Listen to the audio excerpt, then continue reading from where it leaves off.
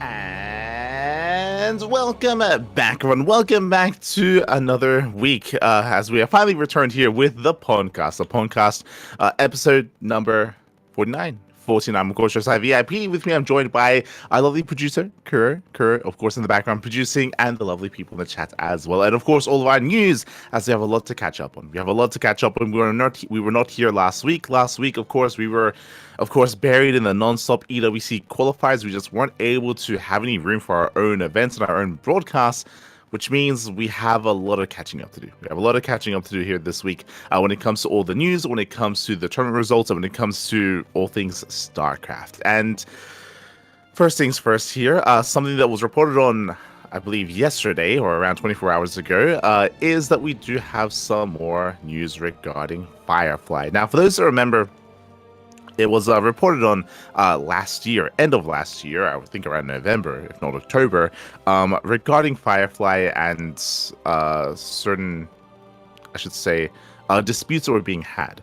Basically, if you recall, last year, Firefly did leave Offside Esports. It all began with him leaving Offside Esports, and there was a lot of speculation as to why that did occur. And then shortly thereafter, it was revealed that there was speculation regarding match fixing. I say speculation because it was revealed that there was someone who was lending Firefly money, was sending him and transferring him money on specific dates throughout the course of specific times, and apparently he actually was owing this person money as well. Firefly was owing this person money, and didn't actually give them I think it was around like $10,000 or something, or 10,000 yen, didn't quite provide that. And that's why the person went live. That's why the person went public regarding, this issue that they were having. And again, those little, I would go as far as to say speculation regarding match fixing. I say speculation because Firefly did, as a result, step back. He stopped competing for a while,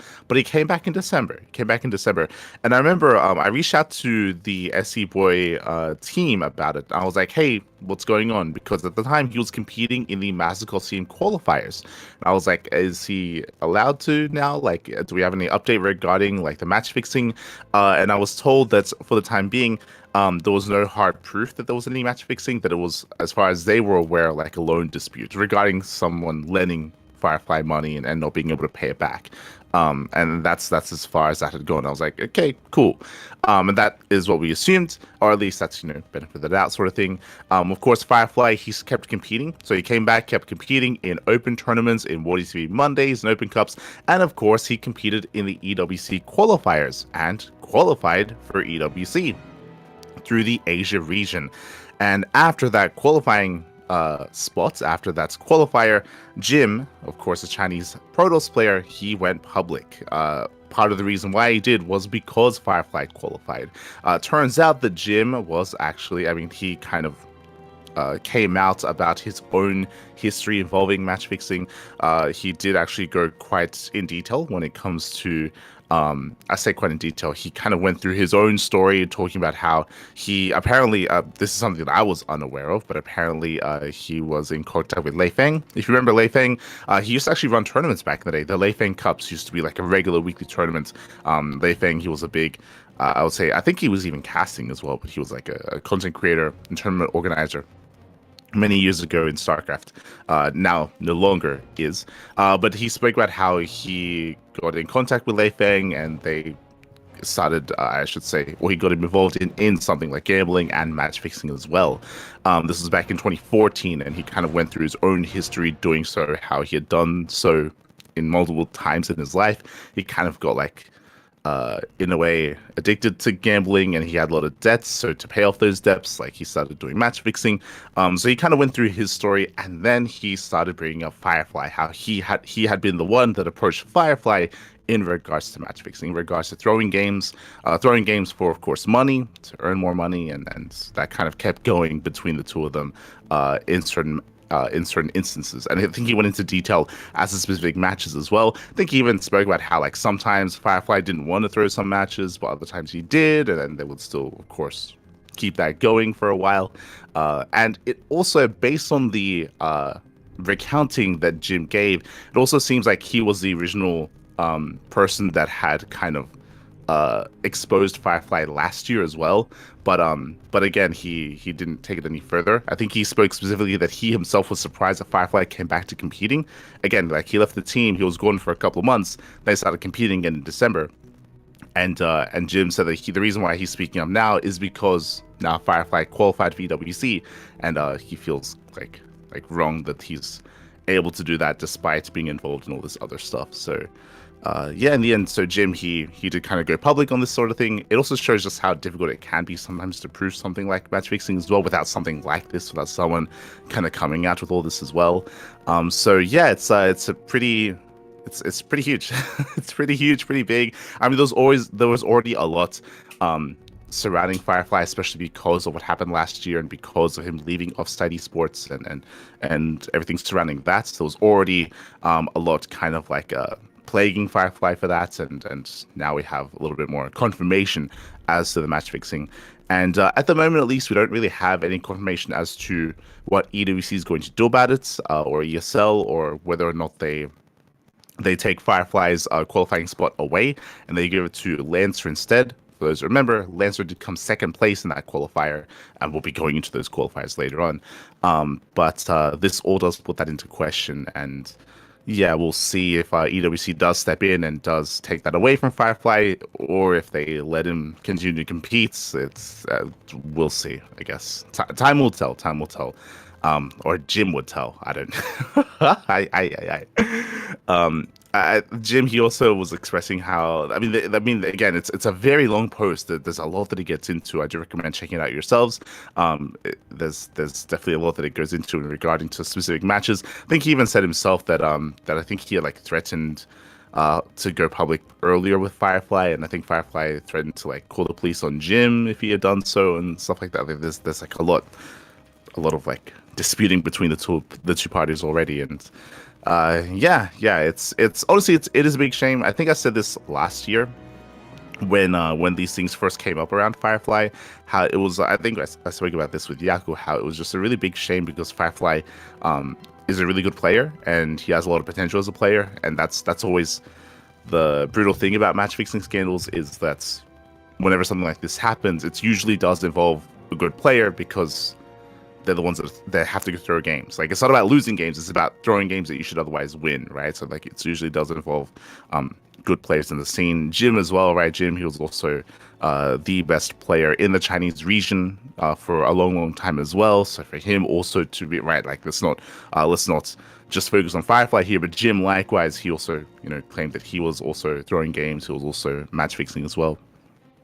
And again, like he was the best player in the region for a long time, and it also shows that, like, again, it's one of those things where you have to be a good player to be able to pull something like that off as well, which is a shame, and it is a really big blow to the Chinese scene, especially right now when the Chinese scene is trying to already piece itself back together after Oliveira stepped away, right? Like Oliveira, he was a big part of the resurgence and the renaissance in the Chinese scene. So for him to retire, then, as well, not just that, but also for WTL to stop and for SC Boy to kind of step away a little bit when it comes to organizing tournaments, does feel like this as well is a big blow to the Chinese scene. And yeah, I do wish them the best. I know that SC Boy, they still are continuing to run tournaments, of course, but yeah, for the player base, like this does hurt and hinder them quite a bit, actually, quite a bit. So yeah, best of luck to all those, of course, that are part of the scene that are doing their best and that are competing like in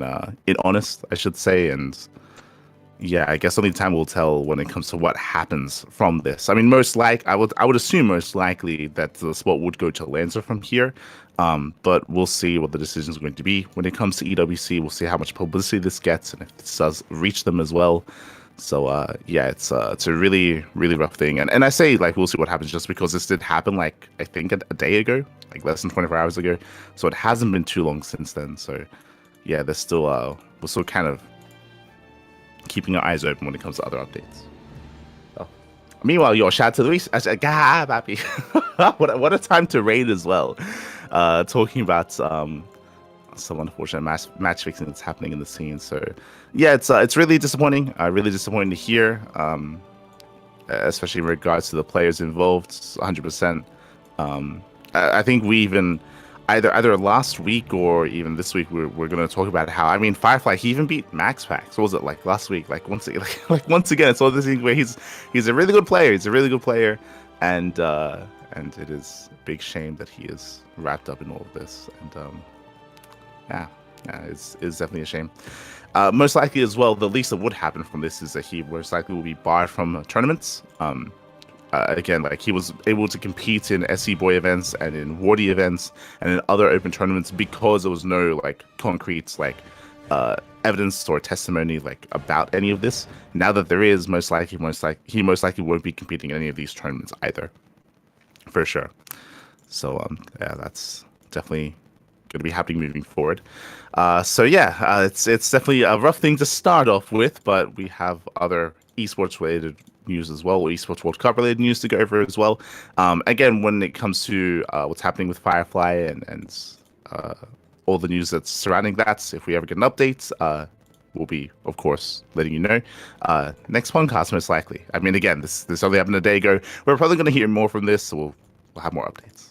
We'll have more updates.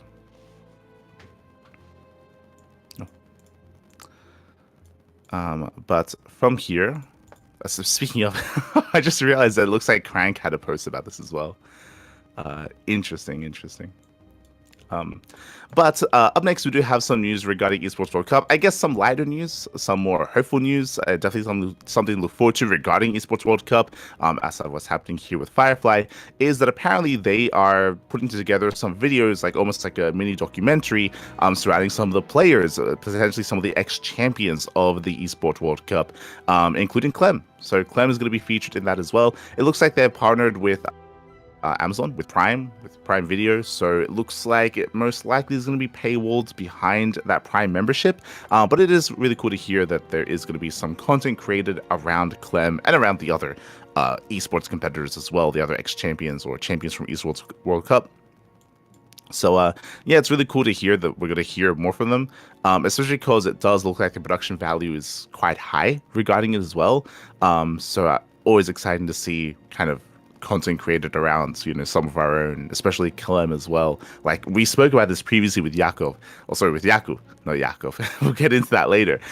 With Yaku, about how there's just so much, there are so many stories to tell regarding these players, and Clem is a big one, of course. And yeah, it's really cool to see that they are putting together something regarding all these players, all these champions, including Clem as well. So definitely worth checking out.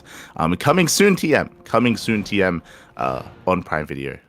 I guess I have to subscribe. God damn it.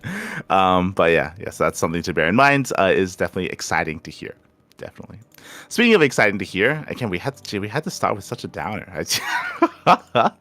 Speaking of exciting to hear, congratulations to Kalaris, as Kalaris, the one of many now, as we've been getting quite a lot of weddings and marriages this year and even last year as well. But congratulations to Kalaris, as he is now married. They did get married here on the 31st of May, less than a week ago.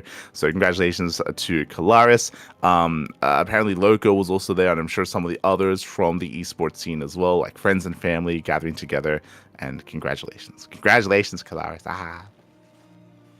It's really fun, really good to see, and again, like we saw it from Sort of, now we're seeing it here from Kalaris as well. Wish them all the best. Wish them the best. And you should wish them the best as well.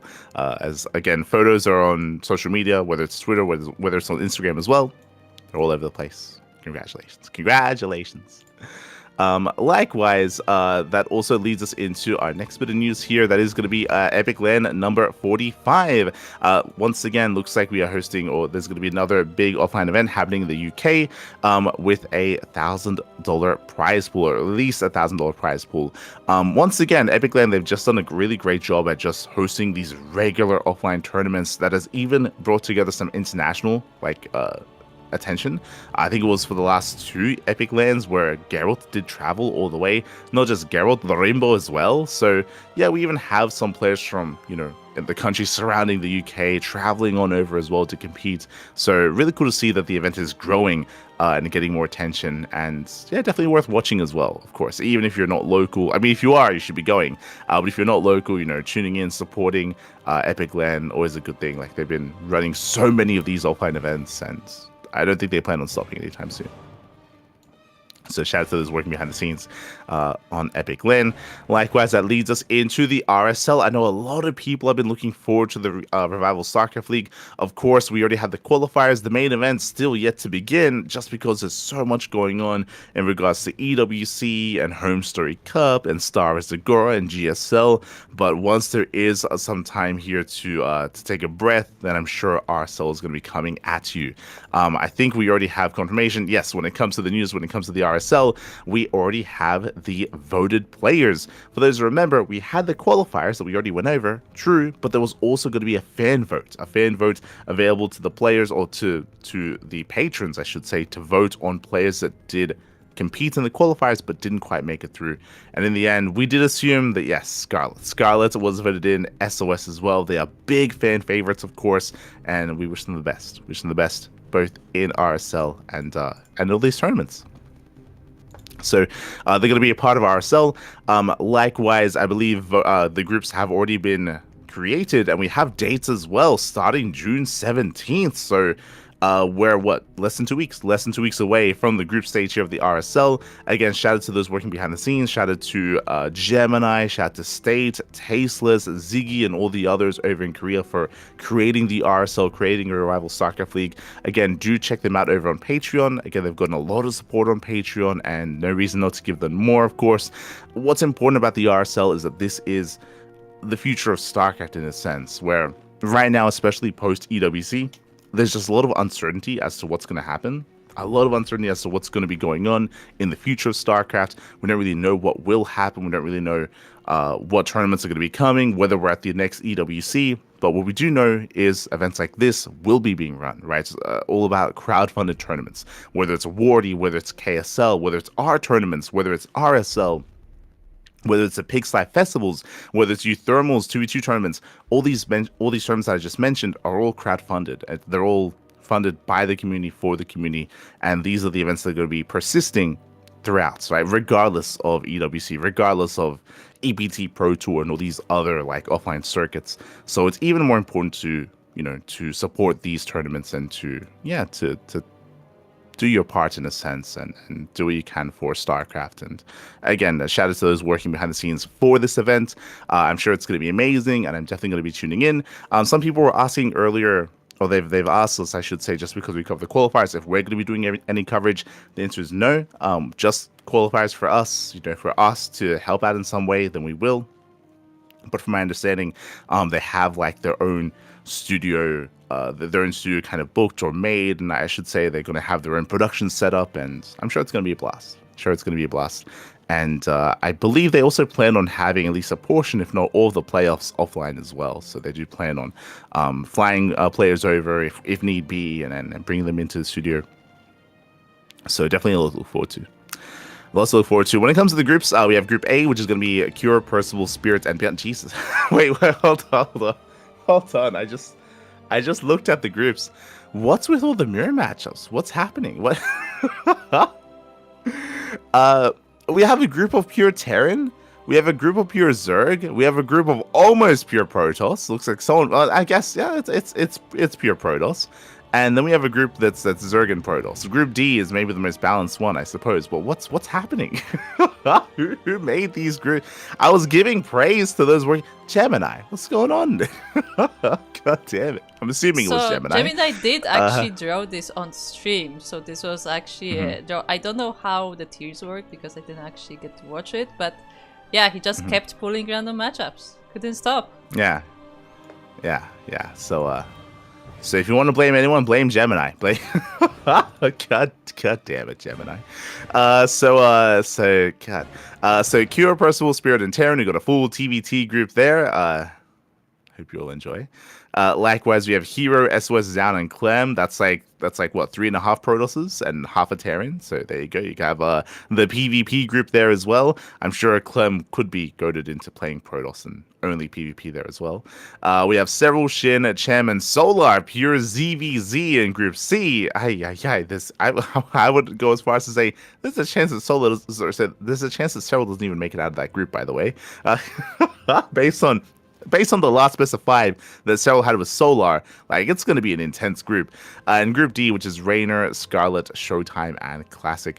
I'm sure Raynor and Scarlet will be willing to all switch to Protoss as well, just for the memes. Yeah. Interesting groups, Gemini. Interesting groups. Shaking my head. But with that, that is going to be the last updates here regarding RSL. And again, do look forward to seeing more from the Revival StarCraft League again in the coming 2 weeks for the group stage to commence. That leads us into our modded tournaments here. That leads us into StarCraft Evolution Code A. Again, this is a MR restricted tournament, and I do know that they do plan on limiting this event in some way. There's been a couple of changes that they've been kind of bringing in.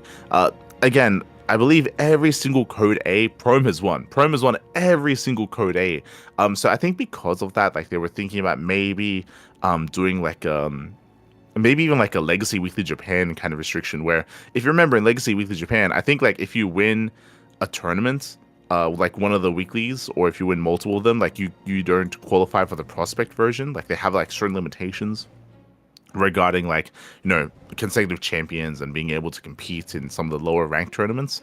So I think they do plan on doing something regarding that here, regarding like the restrictions that they currently impose. In saying that, in this StarCraft Evolution League Code A, Prome didn't win for the first time in a long. Oh my god, it's crazy. Prome, for the first time, he's not the champion. He's won every other one, by the way, until this moment. Also, another recent change: best of 5s. Semifinals are now best of 5s as well. So they've increased the amount of games. I think we spoke of this last time, but they've increased the amount of games that are going to be in the semifinals, and they haven't touched the finals. Also best of 5 as well, just to increase the amount of games. This time we saw Kot. Kot, for those who don't know, a Zerg player from Hong Kong. He's hyper cheesy, hyper aggressive. I know that he had a back and forth with himself and Prome. I'm sure that was like a 15-minute series. Like, I expect a lot of 12 pulls, a lot of drone pulls, a lot of all-ins, a lot of hyper aggression, I'm sure, was involved, including Kot. And Zardian, he pops off, takes down Quantel. Quantel recently came back, of course, to play in these tournaments. Took down Ateshi as well, and took down Kot in the finals. Very impressive performance there by Zardian. Very well done. GG, well played. Likewise, shout out to Kot, also making it to those finals. Again, I'll be shocked if he played any macro at all, but he might have. I didn't see the games myself. I look forward to seeing them, though. Look forward to it. We might be catching up on these replays soon. We'll see, depending on if we do have some free slots available. But congratulations to Zardian, and shout out to the SCC and Mang Russell for streaming their own POVs and streaming their own perspective, and of course their cast as well. GG well played, shout out to Zardian. That leads us into the Circle Derping Evolution number 3. I believe this was the StarCraft Evolution version of this, and I do recall we were invited to cover this event, but at the time we were casting EWC qualifiers. Like, we were just we have no time to cast everything, Pappy. So in the end, did have to turn this down. Again, for those who are curious, this is an FFA. I mean, it is an FFA, kind of like Beast of the Hill style format, where the map has its own unique features as well. Basically, there's a point. There's a point in the center of the map, and whoever controls the point wins the round. If you get 3 points, you win the game. And it does promote a lot of fights, does it promote a lot of engagements, and looks like the creative page is a little bit broken, but congratulations to Patches. He does claim the win. Patches, honestly, he's really good at this. Something that Patches does, and I'm sure he did it in these matches as well. Patches, he just rushes into Hive, he turtles up, maxes out on ultras, and then when the point is like maybe like 20 seconds away, or like 15 seconds, he like times it out, and then he moves just the pure Lingbane ultra to just ram over everyone and then just bully the point and win it. Like, he just does it quite consistently, and that's what he does. so looks like that strategy did work out quite well for himself. At least initially, he struggled a little bit more towards the end, but alas, in the end, did take the win, both in game 1, game 2. Homono was able to win game 3, and Cosmic won game number 4. But looks like this was a unique version because we actually had a bunch of pro players here. I mean, usually we do have some pros, but we have some Koreans involved. Like, I haven't seen Ateshi or Prome in these tournaments before. So really cool to see Ateshi, Prome, and Honmono, some Korean representation in the, nonsense that is the Beast of the Hill FFA. Really cool to see. GG. GG well played to Patches. Patches clearly superior amongst all the Koreans here. Clearly. So GG well played. Does claim the win with his experience of the Circle Duckling evolution. That leads us into something a little bit different as well. Something that I've never heard of, but the Big Game Hunters StarCraft League Season 10. Apparently there have been 10 seasons of this, and we have no information on Season 8. But yeah, really cool to see just another unique kind of format here.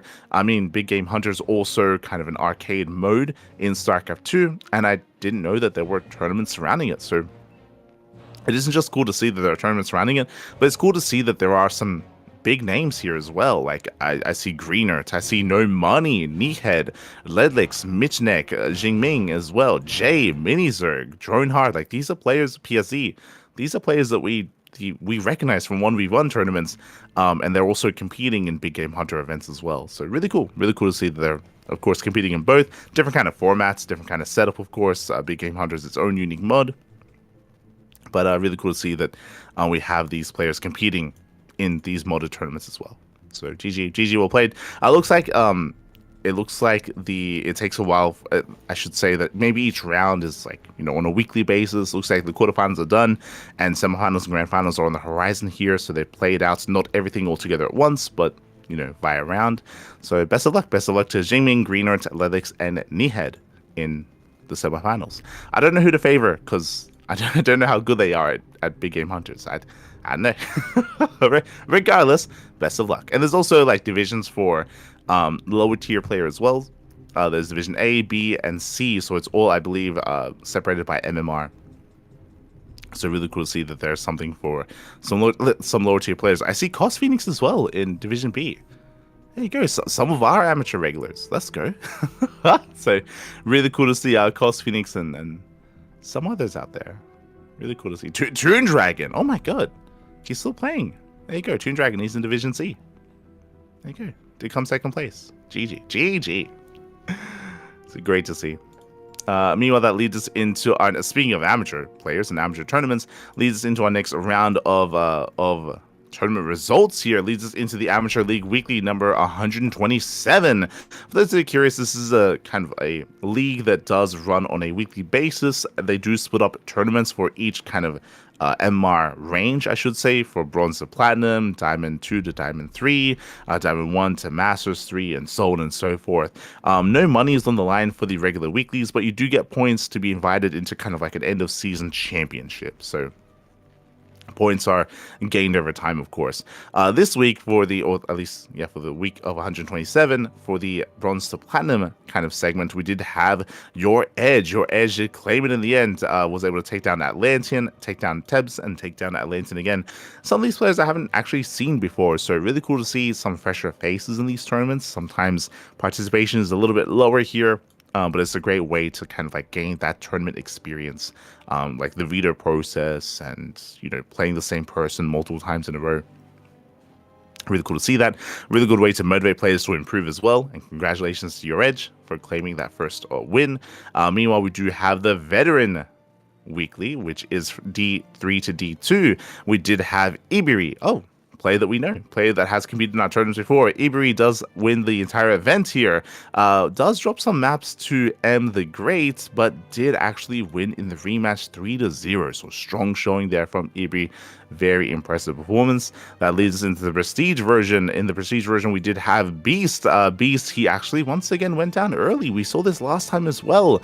We have seen more competition. We've seen more intense competition here in these tournaments. We have Steez once again going on a deep run, takes down Dizzy takes down Beast, makes it to the grand finals, where Altair does bring him down 3-0. Very impressive. GG, well played. Altair, does claim it in the end. That leads us into the elite version of this tournament where just 2 players here. We had Swarm, I should say, and Inexorable. Inexorable does claim it. Again, when it comes to the GM or the pro version of this, there's typically not really much representation here. I think just because a lot of the pro players would rather play in pro tournaments that actually have prize pools.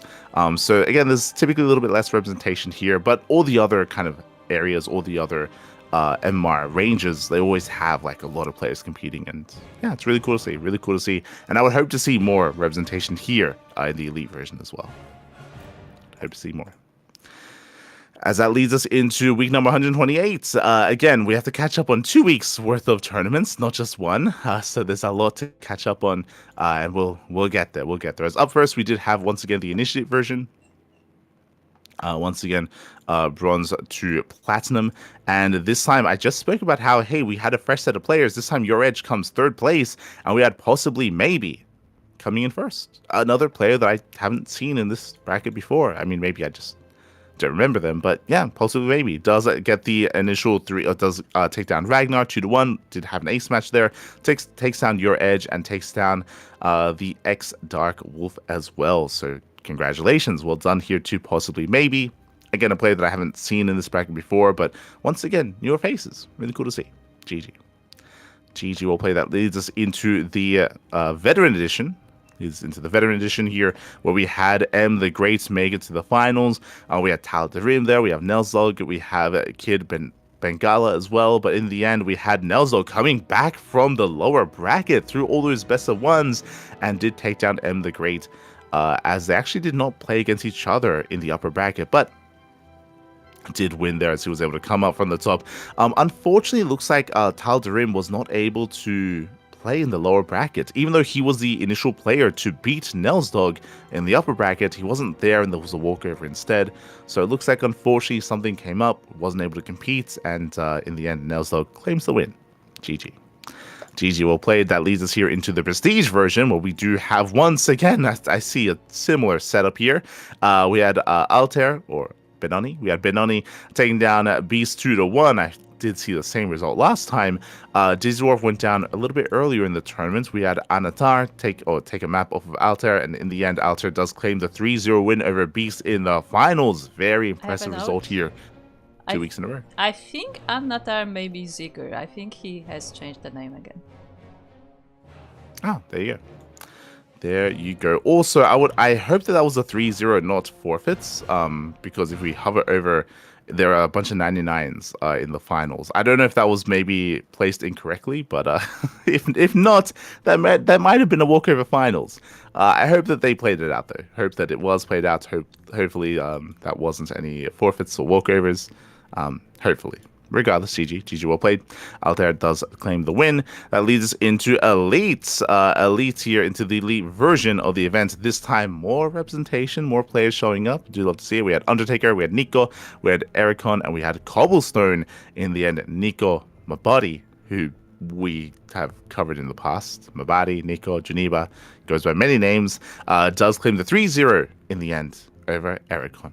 GG will play. Shout out to Nico for claiming the win, for being our most recent Amateur League Weekly Elite Champion. Congratulations. Leads us into the rest of our amateur tournaments here. That leads us into the Chat Star League number 37, where we had Mini Zerg. Mini Zerg, again, we've been seeing more from Mini Zerg as of late, and I do have my eye on him as a player. The Ukrainian Zerg player does take down Sig 3-0 in the finals. Very impressive performance. Very well done. Congratulations. Again, Mini Zerg has been a little bit more active as of late, playing in more and more tournaments, and definitely curious to see how much they grow over the next couple of months. Again, I've only noticed them like over the past year, I want to say, and yeah, it's been progressively getting better and better. So definitely has our attention. Scrolling on over, we do have the Passion Craft Emerging Stars number 18. This is a tournament that is restricted to players that are 5.5k MR and below. And Inexorable once again claims the win. This time looks like maybe lower representation or less signups, or maybe just less notables. But in the end, Inexorable does claim the win 2-0 over Lilith and 3-0 over Kneehead. I think this is Inexorable's like third win in a row. Like, he's won so many of these. Like, he's farming these passion craft. He's not letting anyone else make it through to OSC Elite. Like, it's it's crazy. It's crazy. Yeah, he won number 16. Inexorable, he won, number 15 as well. Didn't win 17. I should say that Minizerg actually won that one. But the winner of these events, they do qualify for OSC Elite Rising Star 16. And I'm pretty sure that because Inexorable is winning so many of them, second place is getting that slot instead. But they're all kind of racking up these spots for OSC Elite Rising Star. Really cool to see. So congratulations to Inexorable, claiming another win once again. Again, the best Terran player in all of Brazil, at least currently in Brazil. Kelzer is, of course, in Europa. And we'll get into Kelzer later because he did play some qualifiers. Up next, we have the Nation League Season 6. Ooh, we wrapped up. Like, we think it's been a while since we caught up on this event. But looks like we still have some matches yet to go. We do have some updates, though. We have Peru. We have Peru taking down Czechia 5-1. I remember that they had delayed, they had postponed their match last time. But Senor Tuna, oh my god, takes down 0-0. Nexo and Kokowicz, they go 1-1. Dowell takes down Freyer 2-0 as well. So GG, Peru does claim the win there. I believe that led us into Peru versus Taiwan. Also goes the way of Peru. We have Nexo 2-0 over his opponent. We have Sertuna taking down Crush, and Dowell taking down Undertaker. Or I should say, Sertuna and Crush, they tied 1-1. So we had that update. We had Germany taking down Czechia 6-0. Strong showing there by Germany, as they do claim the non-stop 2-0s in their respective matches. Leads into Peru versus Germany, which does go the way of Peru. Peru having a really strong showing here. Not a single loss so far in the group stage. Very impressive. That leads into Bolivia versus Czechia as well. Bolivia, I believe, also undefeated. So Latin America coming up strong here with Crossstroke, Galahad, and Havertz. So impressive performances. And there's still more to come. You can see here there's week 4, week 5 as well. So 2 more weeks worth of content, 2 more weeks worth of rounds before we wrap up the group stage. So again, so far, it looks like Czechia, they cannot make it out of the group stage, unfortunately. Just mathematically, it's not possible. But for the other teams, it still is possible to kind of shake up the hierarchy and to make it out of the group stage. So best of luck. Best of luck. That leads us into the other groups, which look to be concluded, partly because these other groups are smaller. Group A has 5 teams, and the other groups only have 4. So all the other groups have concluded already here. Oh my god. We did have Brazil. They take down Poland 4-3. Was very close between the two teams. Very clutch. Likewise, we had Great Britain. We had England taking down Guatemala 5-1. We had Brazil taking down Guatemala 6-0, and we had Poland taking down England or Great Britain 4-2 as well. I'll be honest, I never know what's the correct thing to say. Are they the UK? Are they England? Are they Great Britain? It's all of the above. It's, you know what I mean. It confused me because it says Team UK, but they're also called Great Britain in the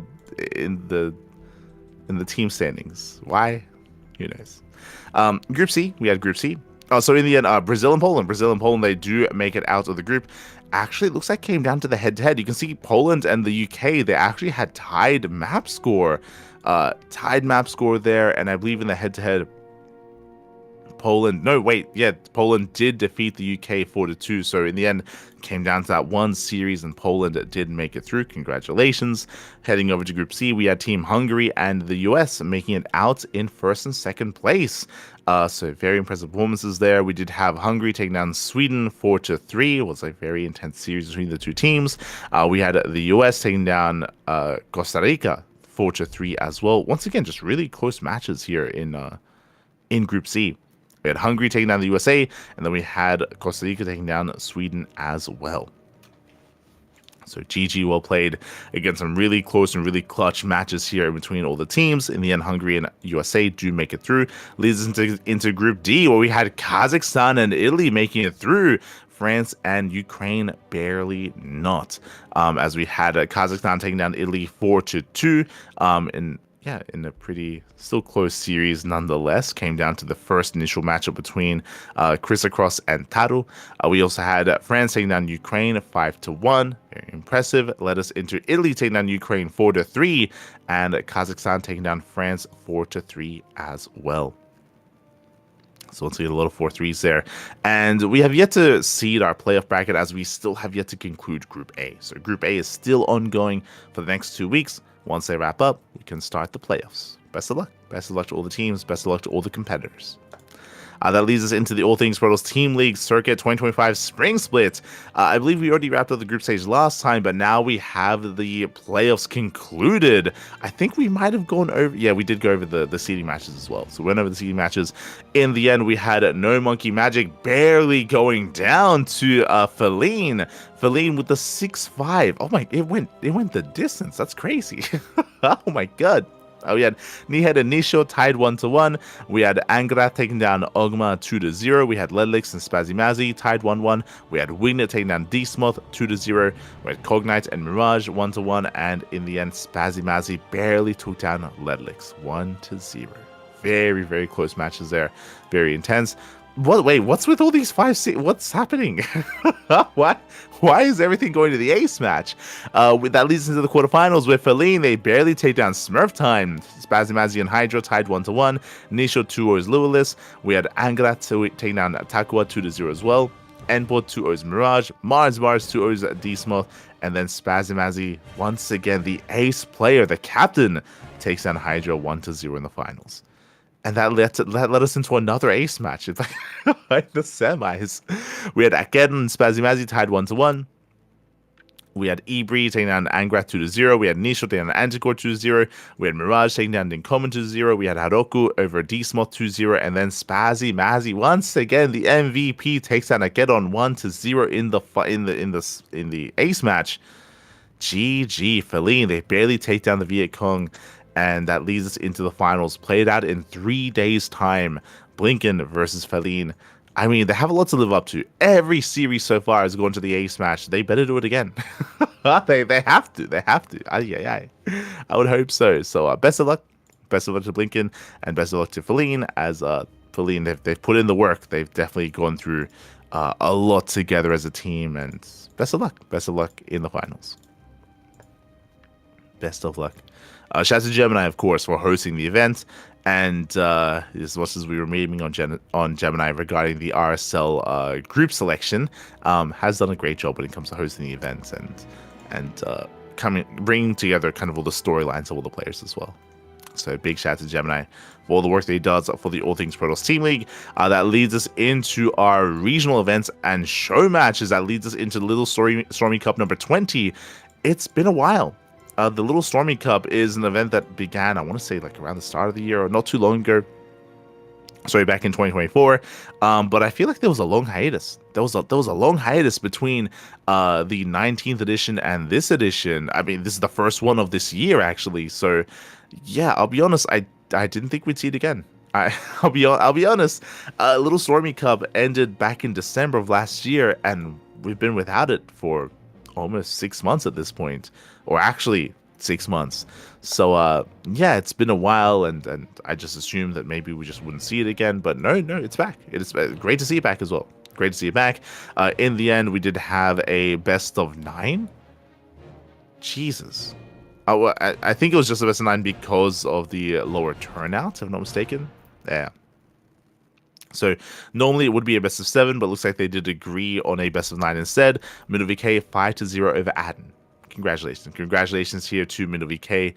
And yeah, it looks like there is a 21st edition that's also scheduled for next week as well, in a couple of days. So hopefully they get some more participation.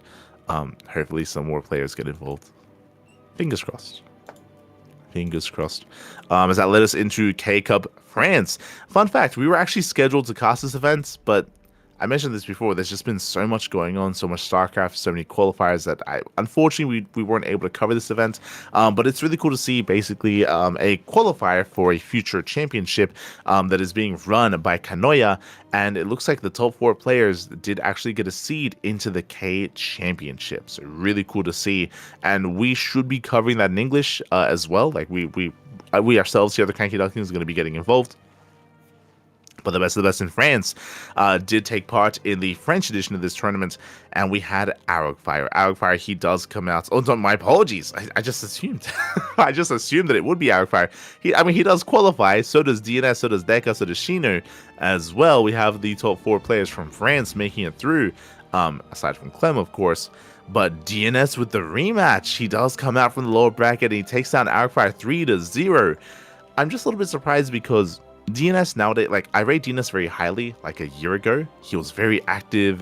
Back in the day, he was, of course, I think it was on the Platinum Heroes, and he joined Berserker Esports afterwards. And he was a big player, a big ace player, I should say, for the World Team League, for WTL. But since then, since the dissolution of Berserker, like, DNS hasn't really been competing. He hasn't really been playing in many tournaments. So in my mind, he had like silently retired, and maybe he has, but he's still playing in this and still in form to take down Arogfire. Very impressive, very impressive. A battle of generations between DNS and Arogfire. In the end, DNS did barely come out on top. Regardless, all 4 players still make it through into the K Championship, but still really cool to see DNS popping off. GG. GG, well played. That does lead us into the LATAM StarCraft 2 League. This is a league that did begin a couple of weeks ago. Once again, just to reiterate, I mentioned how we just haven't had time to cast everything that we would like to, just because we've been casting so much more. We are overbooked heavily, and we were offered to cast the group stage. Unfortunately, we weren't able to. The group stage did conclude. You can see here the Wikipedia bracket is incomplete when it comes to the scores of the groups. But this morning, we were live with the playoffs. The group stage has already concluded. We had our top 8. We had Mute, Darker Named, Tavo, Eon, Sagan, Luciano, Password, and Draconics.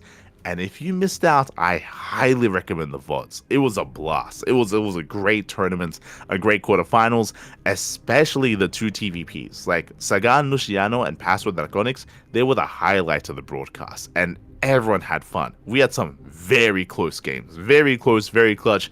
We had base trades, we had crazy all-ins, we had mech versus Protoss, we had proxies. It was nonsense. What did we go down to? I don't want to get too far into it, but there was a time in this series where Draconics versus Password, I think Draconics had 6 units. I think he had 6 units and a handful of medevacs up against like 2 bases and up against a player with a 2k 3k bank. It was crazy, and it was insane. It was an insane game, and I do recommend the VODs highly, especially like all of it. It was all beautiful, but Sagan, Luciano, and Password versus Draconics, I mean, it was a blast. And I know that a lot of people were watching for the first time. I mean, a lot of people were watching these players for the first time in the morning, and they made some fans. They made some fans, 100%. So many of these players are names that we haven't seen in so long. Like Darker Named, he retired 3 years ago. Sagan retired like 3 years ago. Draconics, he hasn't really been competing too much. Password, the last time we cast him was like in 2020. Like I was looking up some of these players to see when we last cast them, and it's been like 2, 3, 4 years for some of them. Like so many of these players just haven't competed in so long, but it's really great to see them come back for HSL and come back for this tournament as well. So it's really cool to see kind of like almost a resurgence of the Latin American region. I'll say almost. It's still not as large as it once was, but really cool to see these players come back and embrace the game. And really good games, really fun matches. Next week is going to be the semifinals. We're going to be featuring Mute, Eon, Sagan, and Draconics. Again, that's going to be next week, of course, here on the CranKy Ducklings. I do highly recommend checking it out live or watching the VOD. Do check it out. It was crazy. GG.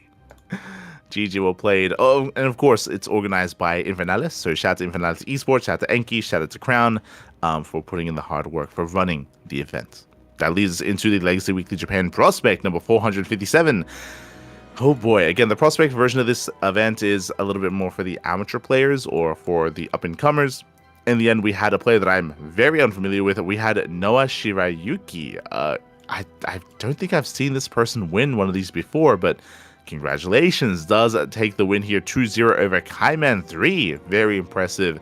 Again, typically we see players like Nodicon or Crimson have some deep runs, but fun fact, Noah Shirayuki took down both Crimson and Nodicon. That's crazy. Took them both down. GG, well played. Very impressive performance there. And maybe our first of many champions to come. So congratulations. That leads into the Open tournaments, the 458 Open event. And there we do see, once again, Noah Shirayuki taking down Sayark. That's impressive. I mean, they won the previous tournament, takes down Sayark here in the semifinals, and does go down to the eventual champion. I cannot read that. But the champion did take down Crimson and Nodakon and Vice Ravanya as well. Oh my god, took down all the Nodals except for Sayark. Like, again, Shirayuki took him down, got to him first, but very impressive. So very impressive performance. Congratulations to our champion in Japanese letters. You know who you are. Congratulations.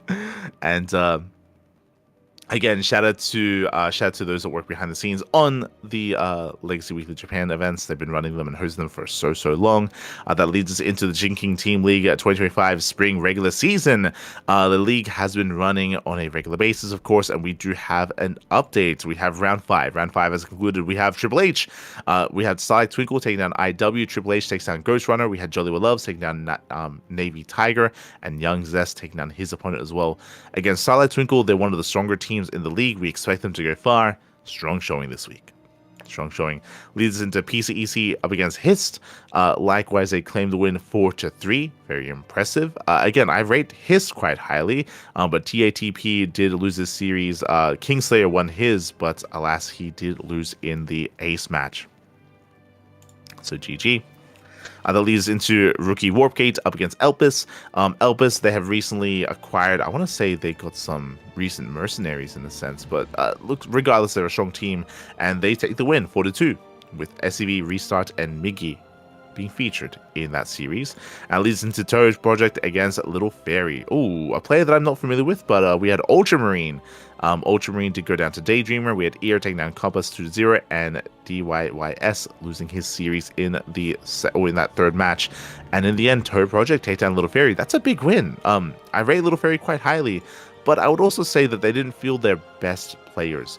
Percival and Shameless, I would say they're the ace players in Little Fairy. They did not show up this time. So no Shameless, no Percival. So they did struggle without them. They did struggle. And round 6 is going to be in a couple of days. So we'll be catching up with round 6 next week. And as we look to find out who is the king of the chickens. We'll find out. We'll get there. Up next, we have the PCC Invitational 2025 Summer. I believe, I was going to say that I wasn't sure if this was an in-house tournament, and they do feature a lot of PCC players, but it looks like they did invite some players from other teams as well. So we had Bookun. Bookun was there. We had Daydreamer, Drink, Ghost Runner. So we had some representation from outside of the team. In the end, Google translates.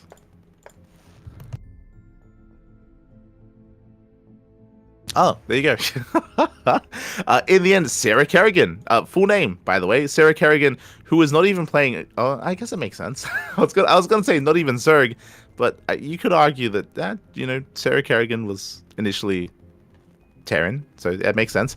Does win 3-1 over... Nanyu. There you go. Over Nanyu. We know them. Nanyu, of course, actually, we covered them during the EWC qualifiers, and we'll be going over those matches eventually. So, does take down Nanyu in the finals. Very impressive there by Sarah Kerrigan, claiming the win over Nanyu, over Ghost Runner, and over everyone else. Congratulations here. Again, PCEC, they don't really host these too often. You can see, actually, the last invitational they held was in 2024, spring. So, it's been a while. Every now and then they'll host an event, and really cool to see. I mean, again, what I mentioned earlier at the start, I suppose, that there's support for the Chinese region. There's been a little bit more as of late with the team leagues, with these events as well, and I hope that they do continue. As that leads us into the Bronze Friendly, an event that I'm not too familiar with, but once again, hosted by the Chinese region. Looks like it might even be hosted by those... I was going to say working behind the scenes at Elpis, but no, I think it was just an open tournament, open brackets. Massive bracket, actually, here. And this time, SCV does claim the win. Was SCV versus... I went to Google Translate. Jaifei? Jaifei, which apparently translates to home fat. Lovely. But Jaifei does go down in the finals to SCV. SCV, of course, is a very strong contender nowadays.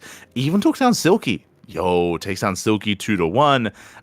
Takes down Ghost Runner and does take down and win the entire tournament. Does take down Jaffe in the finals and does win the entire tournament. So very impressive performance there. GG well played to SCV.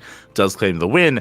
That leads us into the Sunrise Cup 201, where this time SCV doesn't win the entire tournament as he's not here. Instead, we had Oriana. Oriana does pop off, takes down Daydreamer, takes down Ghost Runner, and does claim the win. Congratulations to Oriana. I mean, he also played well in the previous tournaments. Again, Oriana has been on the rise. Really cool to see him performing well. GG well played. As that leads us into the Mayhem. Now, this is a tournament that we did go through the group stage at the beginning of May. At the first half of May, we did wrap it up, but we had to postpone the playoffs because of DreamHack. Because of DreamHack and EWC qualifiers, we had to postpone the playoffs.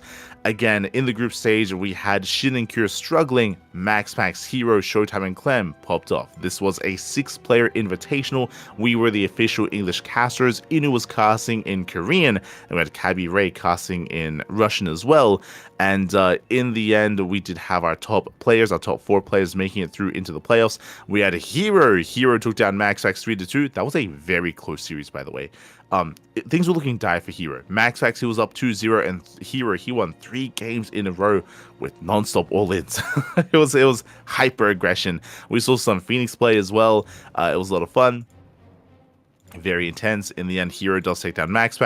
Hero takes down Showtime in the silver match as well, and Clem took down Showtime in the golden match. So we had Clem coming out in first place, Hero in second, Showtime in third, and Max in fourth. So GG well played. Again, Showtime had a really good showing and a really good performance in the group stage, but did struggle here in the playoffs. Didn't take a game off of Clem, didn't take a game off of Hero either. So a bit of a rougher performance in the playoffs, but overall, Showtime, he played well in the group stage, did earn his spot, of course, and congratulations to Clem for winning it all. Congratulations here. Whether we see another Mayhem next May, potentially, we'll see. Regardless, it was really cool to bring all these players together and host this event. It was grateful definitely to be a part of it as well. And shout out to Inu for helping to organize at times. And GG well played. Congratulations to Clem. That leads us into the Super 7 number 44. A best of 7 show match featuring players that I was not expecting. Nightmare, of course, we did take note of Nightmare in GSL. How Nightmare has been playing a lot more Deadlock, less StarCraft 2, did struggle in GSL as a result.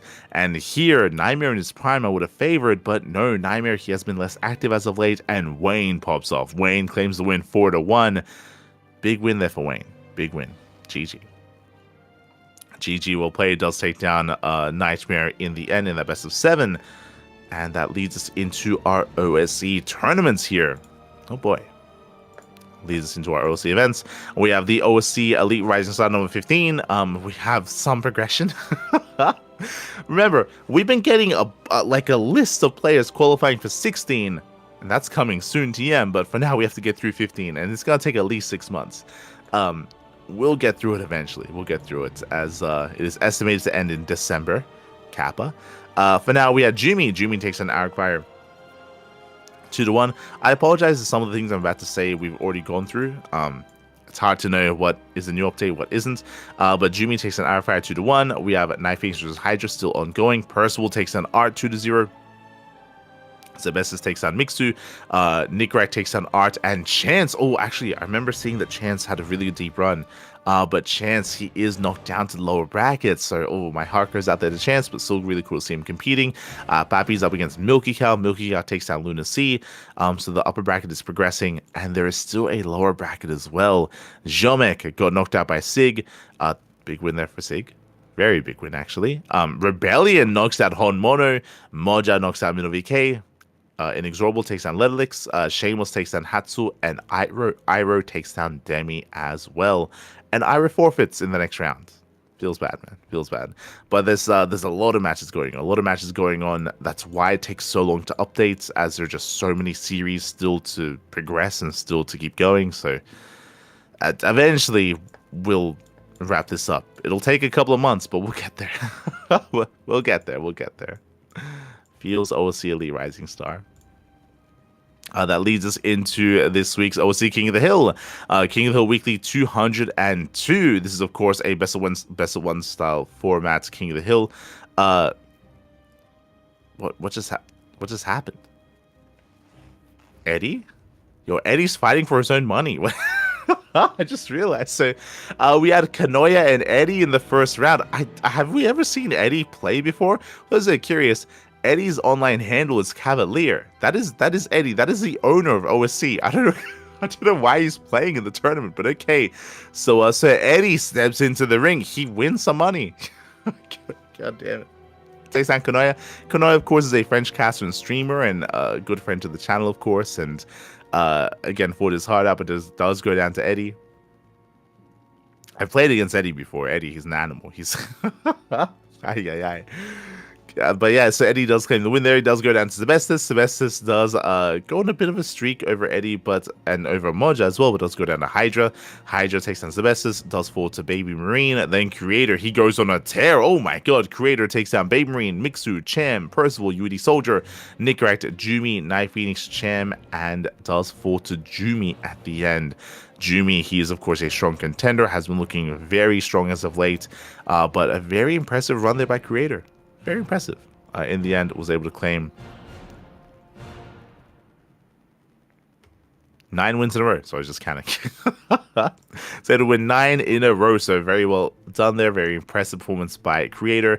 And Jumi does get the final win. Jumi is going to be the King of the Hill. The King of the Hill for weekly 212. And we'll be there for the next one. I would imagine that the reason why Eddie started with Kanoya is maybe Skilless wasn't available. He was a reigning King of the Hill, and maybe they had a hard time finding players. So they just the admins just stepped in. It's like, okay, sure. What? Why not? Why not? Eddie. GG. GG, well played. And that leads us into our open tournaments. We are, though, going to be going on a short break. We are going to be going on a short break, though.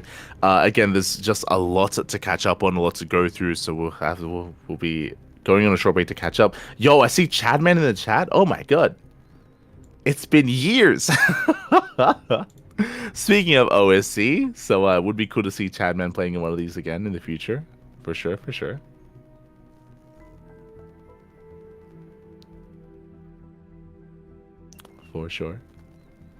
Good to see Spazmatic still playing. Old school Danish player. 100%. He's the MVP of the All Things Protoss Team League. 100%. But we are going to be going in a short break. When we come back, we'll be featuring the rest of the open tournaments, including GSL, DreamHack Dallas, EWC, GSL Season 2 as well, and all things StarCraft. So we'll be back soon. Be back soon in a couple of minutes after the break. See you soon.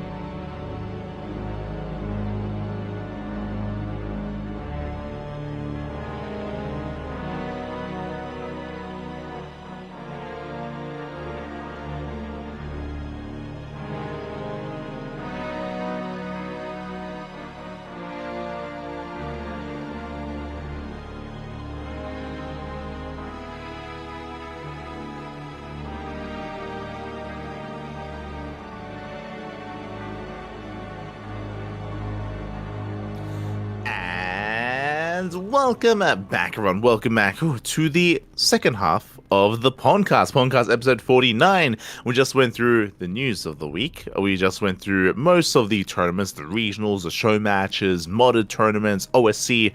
Now we are here with the Open Cups and the big events, which do deserve a little bit more discussion, which do deserve a little bit more in-depth analysis as we are getting into our first setup here into the KSL, the Korean StarCraft League number 75. Now, this event actually took place a little bit before, if I recall correctly, DreamHack Dallas. It was the weekend before DreamHack Dallas, but it was after GSL. Because of that, the signups were a little bit lower as a lot of players were getting ready to travel. A lot of players were, of course, wrapping up with GSL, and this is the second tournament, the second KSL of the year, where Hero didn't show up.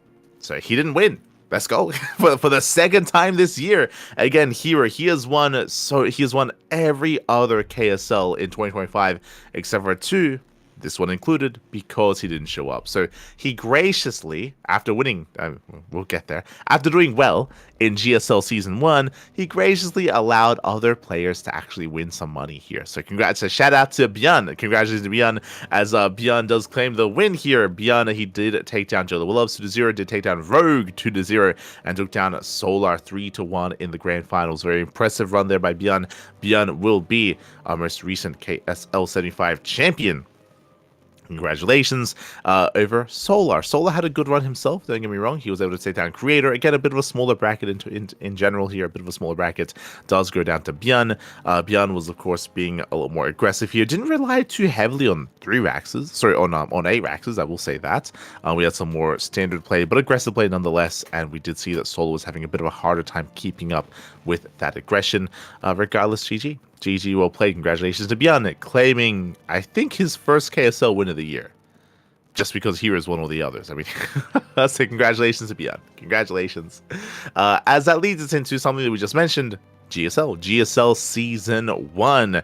Now, we had already gone over the group stage. That was already done. But now we can go over the playoff brackets. Now, when it comes to the group stage here, we were keeping an eye on the performances on certain players, of course. Actually, let me just double check. Yeah, on certain players. And we spoke on how Maru, he was still trying to build himself up. Maru, of course, he took a long break. He took a long break from the game. He did take the off season off. He took it very seriously, very literally, I should say. And Maru, he did take some time off from the game. So he has still been trying to re-establish himself in StarCraft 2. Likewise, of course, he has had some shoulder injuries as well. That's also playing a part as to why he did take some rest during the off-season. Here he made his return in GSL, and Maru, he was hyper-aggressive. We saw non-stop all-ins. In the qualifiers and in the group stage as well. In the end, he didn't quite make it through into the playoffs. Neither did Rainer. Björn and Rogue also struggled. In the end, we had pure PVTs, Hero, Gumiho, Classic, and Cure. And we had an intense semifinals and grand finals as well. As a reminder, it was very controversial, but the group stage 2 and the playoffs, they were played one after the other. It was Group A into Group B, into the semis, into the finals, 3 days straight of StarCraft. So very little time to prepare, very little time to get ready. Because of that, I mean, the big thing about GSL is that it's meant to be prepared-based tournament play, at least a week ahead of time, but that was not the case, not for Season 1. That will be the case for Season 2, we'll get there, but for Season 1, that wasn't quite the case, so there was definitely a lot of criticism regarding GSL surrounding that, but at the same time, they had to squeeze in the schedule in between and behind Stars Agora and DreamHack and EWC. It's just such a tight schedule, so they had to squeeze it in. And in the end, we did have Hero. He popped off of Gumiho. He had a very fun style, of course, as he always does, embracing mech at times, and I mean, I say that didn't quite embrace mech against Hero, but Hero, he was able to get the better of Gumiho in the end, 3-1. Kira was able to take down Classic 3-1, and Kira, he went for non-stop 2-base all-ins. He went for pure 2-base all-ins against Classic, and I was curious if that was going to change for the finals. It didn't.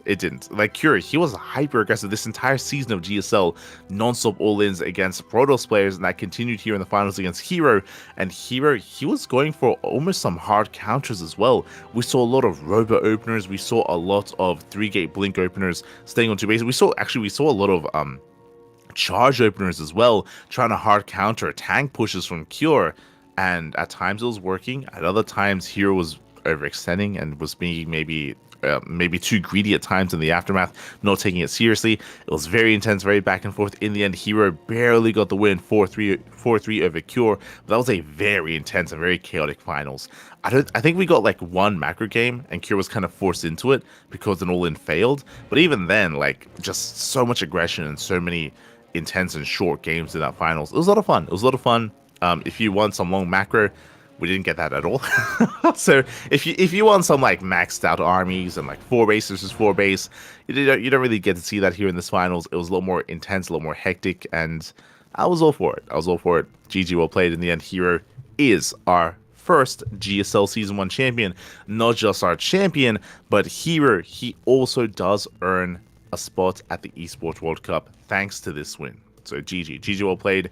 Hero and Clem now confirmed for the Esports World Cup. They don't have to worry about qualifications or worry about placements in other tournaments either. GG well played. And a shout out, of course, to Cure for making it to the finals. And again, Cure, he almost reinvented himself coming into this tournament. Again, like Cure for a long time was known for more standard, almost stale like macro play more than anything, but he just turned over a new leaf and he went for not just all-ins against Protoss, but all-ins against Zerg as well. We saw that in Group A, in Group Stage 1, just a lot of aggressive build, and we even saw that against Rogue, if you remember, where Rogue in Group A, in Group Stage 2, he was cheesed out by Bjorn and by Hero. And by Cure. Like Rogue, he just didn't get to play StarCraft. It was crazy. GG well played. It was a intense season of GSL with a lot of aggressive and all-ins throughout the entirety of the tournament, and that led us into DreamHack Dallas, and this told us a lot coming into it, to be honest. Like, I'll be honest, coming into DreamHack Dallas, because of the GSL Season 1 performance, I wasn't really expecting much from Maru. He looked a little bit one note. He looked a little bit one note in GSL, and I was curious to see if that would change coming into DreamHack Dallas. If he would adjust his style. The answer, if you're watching, is no. Maru did not adjust his style. Maru, he did nothing but all-ins in GSL. He did almost nothing but all-ins in DreamHack as well. We'll get there. as DreamHack was a very intense 3-day tournament. We, of course, did cover day 1, day 2, and we co-streamed day 3. We had a massive open bracket with 4 brackets. We had bracket A, B, C, and D played over the course of 2 days. So it was a very, very large, very intense bracket here. The open stage was really it was just stacked because everyone was there. I know that coming into DreamHack Dallas, there were a lot of people that were making jokes or that were saying like, oh, like, you know, who's even going to be able to go because like visa issues and restrictions going into the country and like what's even the turnout going to be at DreamHack Dallas. We went over this last podcast, but the answer is everyone. the answer is everyone went. Like anyone. I think the only Korean that didn't go was Nightmare. And Nightmare right now, he's not even really playing too much StarCraft. Like he's devoting a lot of time to other games. So Nightmare didn't go. When it comes to the Europeans, like everyone went. Like your Laser, Lambo, Harstem, Raynor, Cyril, Clem, like Zan, Bonnie, Ryung, anyone who's everyone from Korea, from Europe did travel to this event, and it was just so jam-packed, the best of the best. Often you only see some Koreans traveling, often you see some Europeans, but here it was everyone, and it made for an intense and incredible tournament, to be honest. And there were definitely some upsets, crazy results did occur. First things first, coming into bracket A, we had Maru making it through. And Maru, he made it through in first place. And honestly, I was a little bit surprised here. I was really curious to see how Maru would approach Showtime, because Showtime is known for being hyper defensive, and Showtime did 2-0 Cure. But Maru, he just all in the hell out of Showtime. Like he just knocked him out anyway. He's like, hey, why get a fourth? Why get a third? Why macro? Just send it. Just go all in. And Showtime had a really hard time against Maru. Showtime, so as a result, Maru, he was able to make it through. Showtime knocked down to the lower brackets, and there Shin was able to barely take down Showtime. So we had Maru and Shin making it through the initial bracket A. But you can see how intense this bracket was. We have Creator, we have Showtime, we have Skilless, we have Cure, we have Harstem, Honmono also making his kind of first big appearance in an offline tournament as well. I know some people had some Some people just didn't even know who Homono was, but he was able to show off. He did take down Hearthstone 2-0 again. Homono, he's a very cheesy player, very hyper aggressive player as well. Did go down, but was able to make his mark in the tournament by bringing down Hearthstone. So really impressive stuff there. In the end, Mara and Shin, they do make it through bracket A. We then had bracket B. Again, also stacked. We had our boy Dolan, by the way. Dolan, he 2-0s Jumi, and he takes the map off of Hero.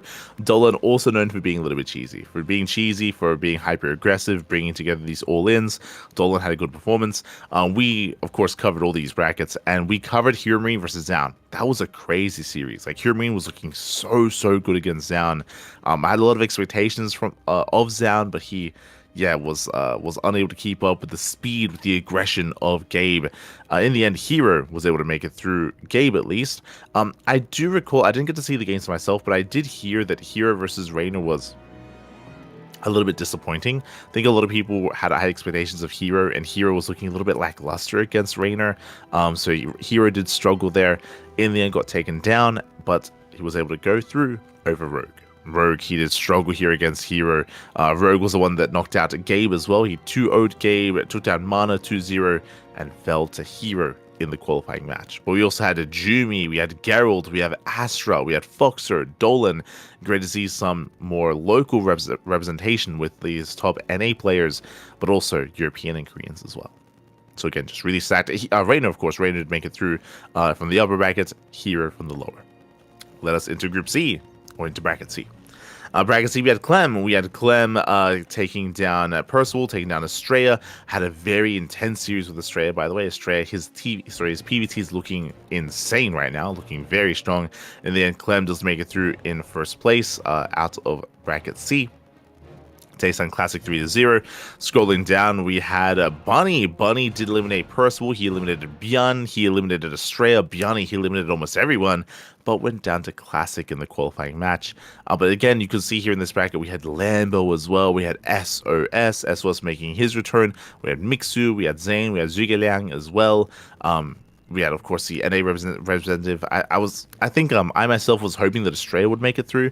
I would love to have seen like an NA player in the top 8, but Estrella barely didn't make the cut. It was a very close series between Estrella and Bunny. Very close. Almost made it.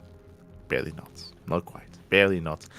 In the end, Classic and Clem make it through bracket C. That leads us into, that did lead us into the main event. That did lead us into the main event, which of course was the playoffs. We missed bracket D. We'll get there. That led us into bracket D. Where we had Cyril, we had Trigger, we had Gumiho, we had Ryung, we had Spirit. In the end, Cyril did make it through, and just barely might I add. He had a very close series versus Solar. It was very intense. Again, Solar, he was known as the Cyril Slayer for a long time. Cyril, he has been outspoken about how his weakest matchup is ZVZ, and Solar is one that usually does trip him up. And it was very intense. It was a very intense back and forth between Cyril and Solar. And in the end, Cyril did barely get the win over Solar 3-2, coming out in first place. Solar was able to take down Trigger 3-2 as well. Again, also very close, also very clutch between Solar and Trigger. Very intense between the two players, and again, Solar barely got the win. Once again, it would have been nice to have seen some NA representation in the top 8, and Trigger, he almost made it. He almost made it to the top 8. Barely not. But again, this bracket was full of intense players with Gumiho, of course. We had Gumiho, we had Spirit, we had a Laser as well. We had TLO coming down from Canada. Really good representation here, but in the end, Solar and Cyril qualified for the quarterfinals.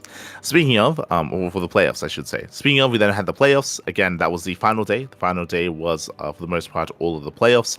And when it comes to the playoffs as well, we did have some crazy upsets. If you're watching the games, then you would know that we had some interesting performances out of Shin. Shin, of course, he is known for this style to open up Roach and go into Ultras. He's been doing it for a long time. And Clem has played against it before as well. But Clem, he was almost kind of stuck one note. He was very, I would say, stubborn. He was very stubborn in his play. He was very much so like dedicated to this kind of 8-rack style and going for this bio-heavy, bio-tank composition, and he was really struggling to find damage against Shin. That's the problem here, is that this Roach opener into Infestor is very safe. It's a very safe way to play, but Clem kept playing into it as well, kept going for these heavy bio pushes, running into Infestors, running into Fungals, and losing everything, being shut down, and allowing Shin to get away with Hive Tech and get away with Ultras. And by the time the Ultras came online, Clem, he was stuck on Bio Tank. He was late to tech up into Ghost because Shin was rushing into Ultras, and Shin was just overwhelmed. And Shin, and Clem had a really hard time adapting. He did get better over the course of the series, 100%, but he wasn't quite able to keep up with the momentum of Shin. Specifically in Tokamak, like Clem had a better response, had a better setup, and then a Ling Rambai got in and killed a bunch of SCVs. Like, I think he killed like 10 plus SCVs at the start of the game. Like, Shin had a really strong start and just snowballed into a win from there. But yeah, Clem just had a really hard time adapting to this style just because it's not really too popular. I would say that Shin and Solar do it relatively frequently. And since DreamHack Dallas, more Zerg players have been implementing it as well. But Clem just had a hard time on the fly adapting to Shin. GG. So that was the first big upset. Bearing in mind, Clem, I would still say, is the best player in the world. He is the reigning world champion, but he gets knocked out in the quarterfinals. Crazy upset already. Then we had Solar versus Raynor. This is always going to be a hard one. Remember, Solar, he just went to the ace match against Serral earlier. And for him to go to the ace match against Raynor makes sense. If you're watching GSL, they also went to the ace match in GSL Season 1. They went to the ace match twice, actually, in the group stage. Game 3 and then Game 3 again. So this was a coin flip in my mind. Who would win, Solar or Raynor? It would go either way. In the end, Solar did barely get the win over Raynor. It was very intense, very clutch. GG. Solar did get the win. Then we had Maru versus Hero. This, God, Game 1 lives rent-free in my mind. Oh, God. Once again, I mentioned how did Maru change his style? The answer is no. Maru, he was going for non-stop all-ins. And Hero, Game 1, Hero had a massive lead. Hero, he was up on bases, up on economy. He was crippling Maru. He forced the all-in by killing all these SCVs. He sniped the tech lab. He sniped Stim. He delayed Stim. He scouted the main. He saw the move out. Hero, everything was going his way. But then he got a fourth. Then Hero got a fourth base. Hero, he threw down 2 forges, and Hero was skipping war pins. It's like, Papi, you're up against an all-in. What's going on? Like again, Hero, he saw everything he needed to, but he was so greedy. And Maru, he was able, despite everything going wrong for Maru, despite everything in the first 3 quarters of the game going right for Hero, Maru, he pulled off the all-in anyway. I mean, that's Pylon. Pylon favors all-ins. We speak about that all the time. But Maru should not have won that game. Like, Hero, he was so overconfident. He was too overconfident in Game 1. And it lives rent-free in my mind, because if Hero had won that, he probably wins the series. Like it came down to the wire. It came down to the ace match. Maru, he pulled it off in the end. Again, with non-stop all-ins. And yeah, Hero, he barely didn't quite clutch it out. And I still think about Pylon. I'm gonna 3 months from now, I'm gonna be during EWC itself. I'm gonna be thinking about this Pylon game. It was Hero's game to lose, and God, he did lose it. So in the end, Maru, he gets the win. I would say he gets the upset, to be honest. I would say he gets the upset over Hero. So impressive performance there by Maru. And then Classic. Speaking of upsets, Classic upset over Serral as well. Went all the way to the ace match. Went all the way to Game 5, and Classic doing what he does best. We speak about this all the time whenever we cast Classic, but he is known for the late game, right? He's known for slowing the game down, and if you give him a moment, he will rush into Sky Toss, and that's what he did against Serral. This was a very long series. We saw a lot of late game from Classic, and in the end, Classic, he was able to force that kind of game state where that's where he excels. He was able to strip away the speed of Serral and the counterattacks of Serral and the multitasking and whittle it down, narrow it down to pure late game versus late game, max out army versus max out army, and Classic got the win. He did get the win in the late game over Serral multiple times in the series and did take it in the end. GG. GG well played, and I would say upset as well. So we had, I would say, 4 major upsets: Maru over Hero, Shin over Clem, and Classic over Serral. The other brutal thing, this has like a domino effect on the EWC qualifiers, is that top 4 of this tournament they instantly get into EWC. So congratulations to Shin, Solar, Maru, and Classic. The top 4 players all qualify for Esports World Cup.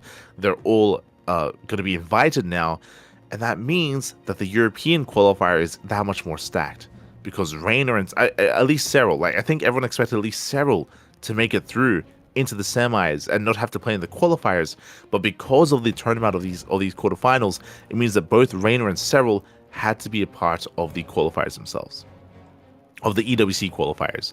That makes the European region that much more difficult, because now suddenly I'm sure they were thinking, oh yeah, we have to play in the qualifiers, but at least Clem isn't there because he's invited. At least Cyril probably won't be there either, because he should have a good performance at DreamHack Dallas, but he didn't.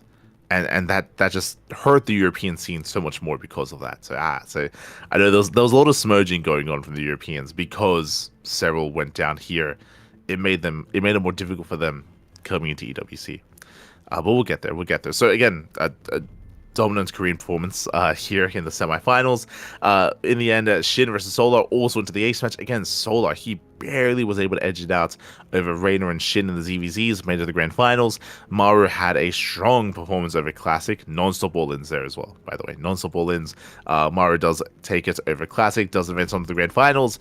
And Maru had a dominant performance there over Solar. I would say that, again, Hero was the one to stop Maru. He almost did, but barely didn't. I'm still thinking about Pylon. still thinking about Pylon.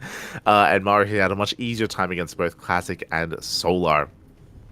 I do think that if again we had some other opponents against Maru, then maybe they would have posed a bigger threat. I would say that Solar's current weakest matchup is ZVT, and Maru, he A-racks the hell out of Solar. Almost nothing but A-racks. I say almost. Maru did play mech on ley lines. That was the one game that Solar won, was the game that Maru played mech. So Maru, he won Mass Cyclone. Solar did all in the hell out of Maru, did break him, did take the game on ley lines, but every other game, pure 8-racks. A lot of people have been asking about the 8-racks and have been pondering as to why it's been so successful recently. It's a culmination of different things for sure when it comes to the meta, but it is really unforgiving, and I would say because of certain changes made, like it is, again, just much more unforgiving for Zerg players to defend against it, and Solar just had a really hard time against that. I'm curious. I mean, this is also why Shin was relatively successful. If you remember, Shin, his whole deal in his series against Clem was safe play. Just really like Roach opener into Safety Infestor into Hive Tech. So you have Roach Ravager to deal with these tank pushes, and you have these fungals as well. Just really, really safe play, and it worked well. I think that actually would have worked well against Maru as well. But Solar was playing standard is the problem. Solar, he was playing Ling Bane. There was some games where he played Roach as well, but he played standard Roach into Ling Bane as well, and he had a really hard time against Maru. And yeah, Maru, he just punished Solar quite hard there. GG well played. Really strong showing there by Maru, flexing the 8-racks and flexing mech, and Solar did have a harder time, and GG well played with that. Maru did claim the win. Maru did become our champion. Congratulations here to Maru. And I mentioned before that after GSL season 1, my mind, I was thinking like, hey, is Maru going to adjust coming into DreamHack? The answer is no. he just kept going for all-ins. 2 base all-ins against Protoss and 3 base all-ins against Zerg, and yeah, in the end, Maru, he was able to become our champion. Congratulations with that. Maru, Classic, Shin, and Solar, they do qualify for EWC.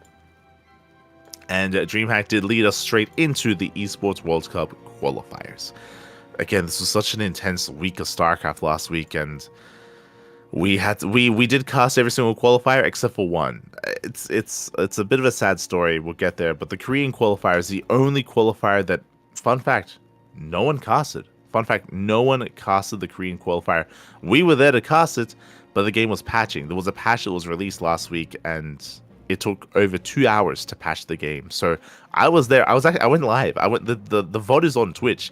I went live like halfway through the patch, and we just had like a countdown stream. We were just looking at the download bar, just looking at it slowly progress over 2 hours, and eventually it finished, and we could get in. By the time we did, the Korean qualifier ended, and we only casted the Asia closed qualifier. So that was very sad, very frustrating. So the only qualifier that we didn't cast was the Korean qualifier, and no one casted it. So that is a little bit smudge. The first Korean qualifier, I should say. But we'll get there.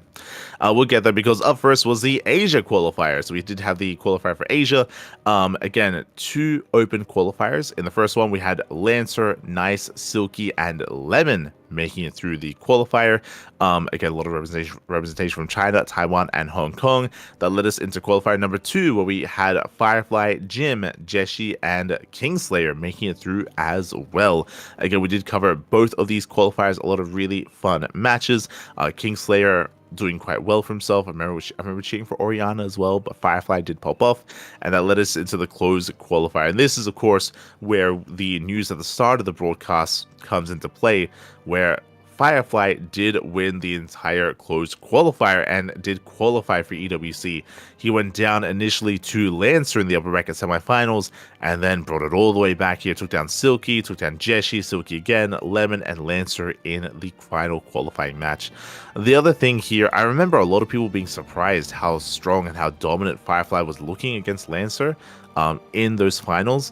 And because of all the match fixing that has been revealed surrounding Firefly, this also puts into question this tournament, because it's like, well, did Firefly throw against Lancer at the beginning? Like does that explain that as to why everyone was so surprised that Firefly was looking so dominant in the qualifying match and less so in the upper bracket semifinals?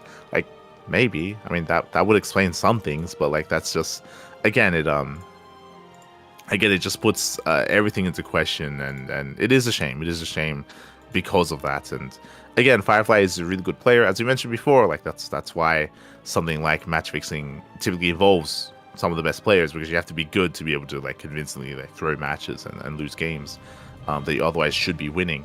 So in the end, Firefly did make it through, did qualify, and did make it through over Lancer.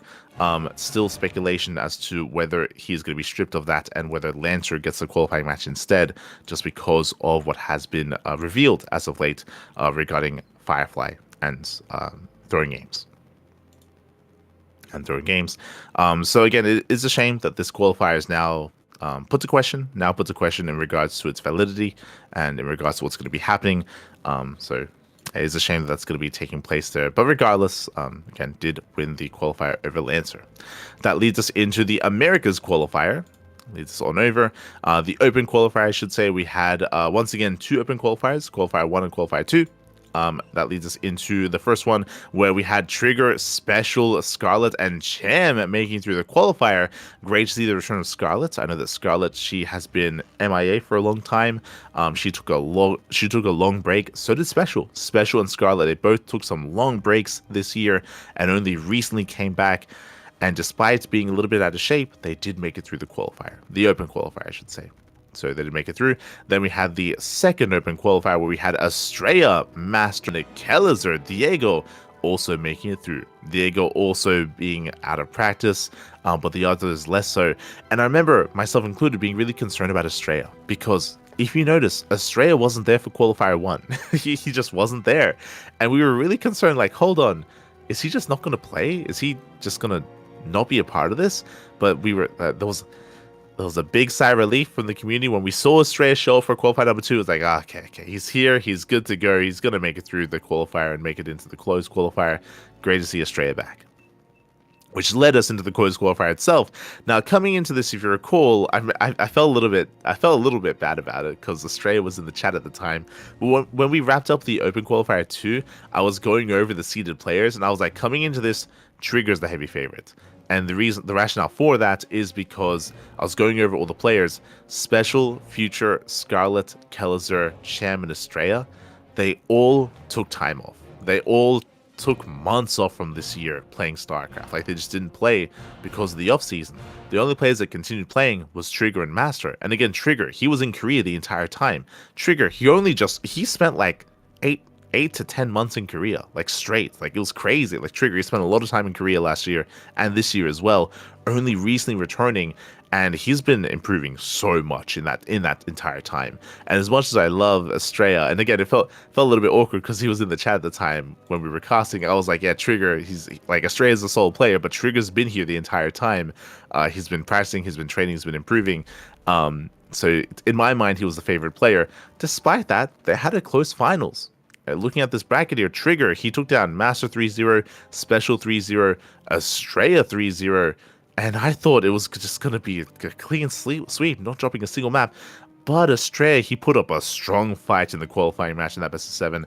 They had a back and forth. Trigger did make it through, to be expected, but Estrella, he put up a very strong fight there in those finals and did redeem himself for sure, compared to what happened in the upper bracket finals. So really strong showing there by Estrella in the end, but Trigger still made it through. And again, I would say deservingly so, just because as much as I love Estrella and a lot of these other players, Trigger, he's one of the only ones, Trigger and Master, the only ones that did stick around during the offseason, and they've devoted all that time to practicing and improving, and you know, all that bears fruit here. It all bears fruit, it all pays off, and it leads into this. Even when it comes to DreamHack, you could argue Trigger, he outperformed Estrella at DreamHack, where Trigger, he went down to the qualifying match. I think Estrella barely didn't make it to a qualifying match in the open stage of DreamHack Dallas. So I would say that right now, it's fitting. I would say that right now, Trigger is the best player in North America, and he's going to be there at EWC. So he's going to be representing the Americas, the Americas region in EWC. So congratulations to Trigger. Only one spot was available here, so Trigger does claim that spot. That leads us into the Korea qualifier. As I mentioned before, unfortunately, there was no coverage of qualifier 1, the most dynamic qualifier as well. So as I mentioned, like, we were there to cast it, but I was stuck patching for 2 hours, literally 2 hours, and by the time it finished, the qualifier finished. so we missed out on qualifier number 1. But in qualifier 1, Byun, Xian, Cure, and Gumiho do make it through the qualifier over Ryung, over Rogue, over Creator, over Bunny. But the players that I just mentioned, I believe they all make it through the second qualifier anyway. There we go. We have Rogue, Ryung, Bunny, and Creator. They all make it through the second qualifier. Lunacy, Prome, Percival, and SOS barely did not make it through. So the players that we expected did make it through into the closed qualifier. Closed qualifier was very intense, very intense. A lot of TVTs, a lot of Terran versus Terran. And I'll be honest, coming into this, because there were so many TVTs, I thought Gumiho was a sure thing. Like, Gumiho, I would say, has some of the best, if not the best, TVT in the world. But here, he struggled against some of these players. Cure popped off. Cure, he is the GSL runner-up. He 3-0'd Creator. He 3-0'd Gumiho. Went down to Xian popping off himself, 3-1 over Rogue, 3-1 over Byun, 4-2 over Cure. Xian, remember, he failed to qualify for GSL Season 1, and Xian, he did not make it into the playoffs of DreamHack either. Xian, he's been having a bit of a harder time here, but in this closed qualifier, he pops off when it matters most. And with that, he does qualify for EWC. He'll be there for the Esports World Cup. Congratulations to Xian. Meanwhile, he knocks down Cure, and Cure qualifies over Byun, relying on that TVT again. Again, Cure, he does qualify for EWC as well over Byun. Byun, he did take down Ryung, did take down Creator. We had the tiebreaker match. I should explain that as well. Basically, there is a last chance qualifier. There's a global qualifier available where the top players from these regional qualifiers are invited. But it is the top players, and there's a tiebreaker match to kind of like for that cutoff, basically, for the cutoff. So here, Xian and Cure, they qualify for EWC, for Esports World Cup. Byun is invited to the global qualifier. Ryung is also invited to the global qualifier, and one more player is invited, the winner of Gumiho and Creator. And we have that here. Gumiho barely gets the win over Creator 3-2. It was very close. Creator was up 2-0. I thought it was a sure thing for Creator after that lead, but Gumiho clawed his way back in. Creator, he did choke a little bit. He did get a little bit too, I would say, a little bit too nervous. Maybe the pressure got to him a little bit there, and Gumiho did claim it 3-2. Congratulations to Gumiho, as Gumiho does make it into the global qualifier for a last chance to make it into EWC. Creator does not. Creator does not. So again, it's a very intense week of StarCraft. That leads us into the European qualifier, the final qualifier. Here we had open qualifier number 1, but we had several, as we mentioned, like, again, serals in these qualifiers. It's crazy. We had seral making it through: Lambo, Spirit, Gabe, Rainer, Cristiano, Showtime, and Skillus. Again, some of the best players in all, I mean, the best players in all of Europe did make it through qualifier number 1. Then we had qualifier number 2, the second chance for these players. Mana over Shino. We had Yang Yakov over Bly. Good to see Bly. Bly, he has retired, but he shows up for these qualifiers. He's always there. He's always there for like the EPT qualifiers or the EWC qualifiers as well. Geralt over Nickrat. Wayne over Fiant. A Laser over Eba. Honestly, that was a close series. Honestly, that was actually quite close. I could see Eba taking down a Laser. Goblin over Power, Strange over Milky Cow, and Fire over Jumi. Jumi was, I know Jumi, he was expressing a lot of disappointments about his performances here, citing that he just wasn't really feeling himself after Dallas. Like after coming back, like the jet lag or maybe just a little bit under the weather. Jumi wasn't feeling his best, but Fire does claim the 3-0. Well played. And that leads us into the closed qualifier. In said qualifier, we had Cyril. Again, everyone expected Cyril to make it through.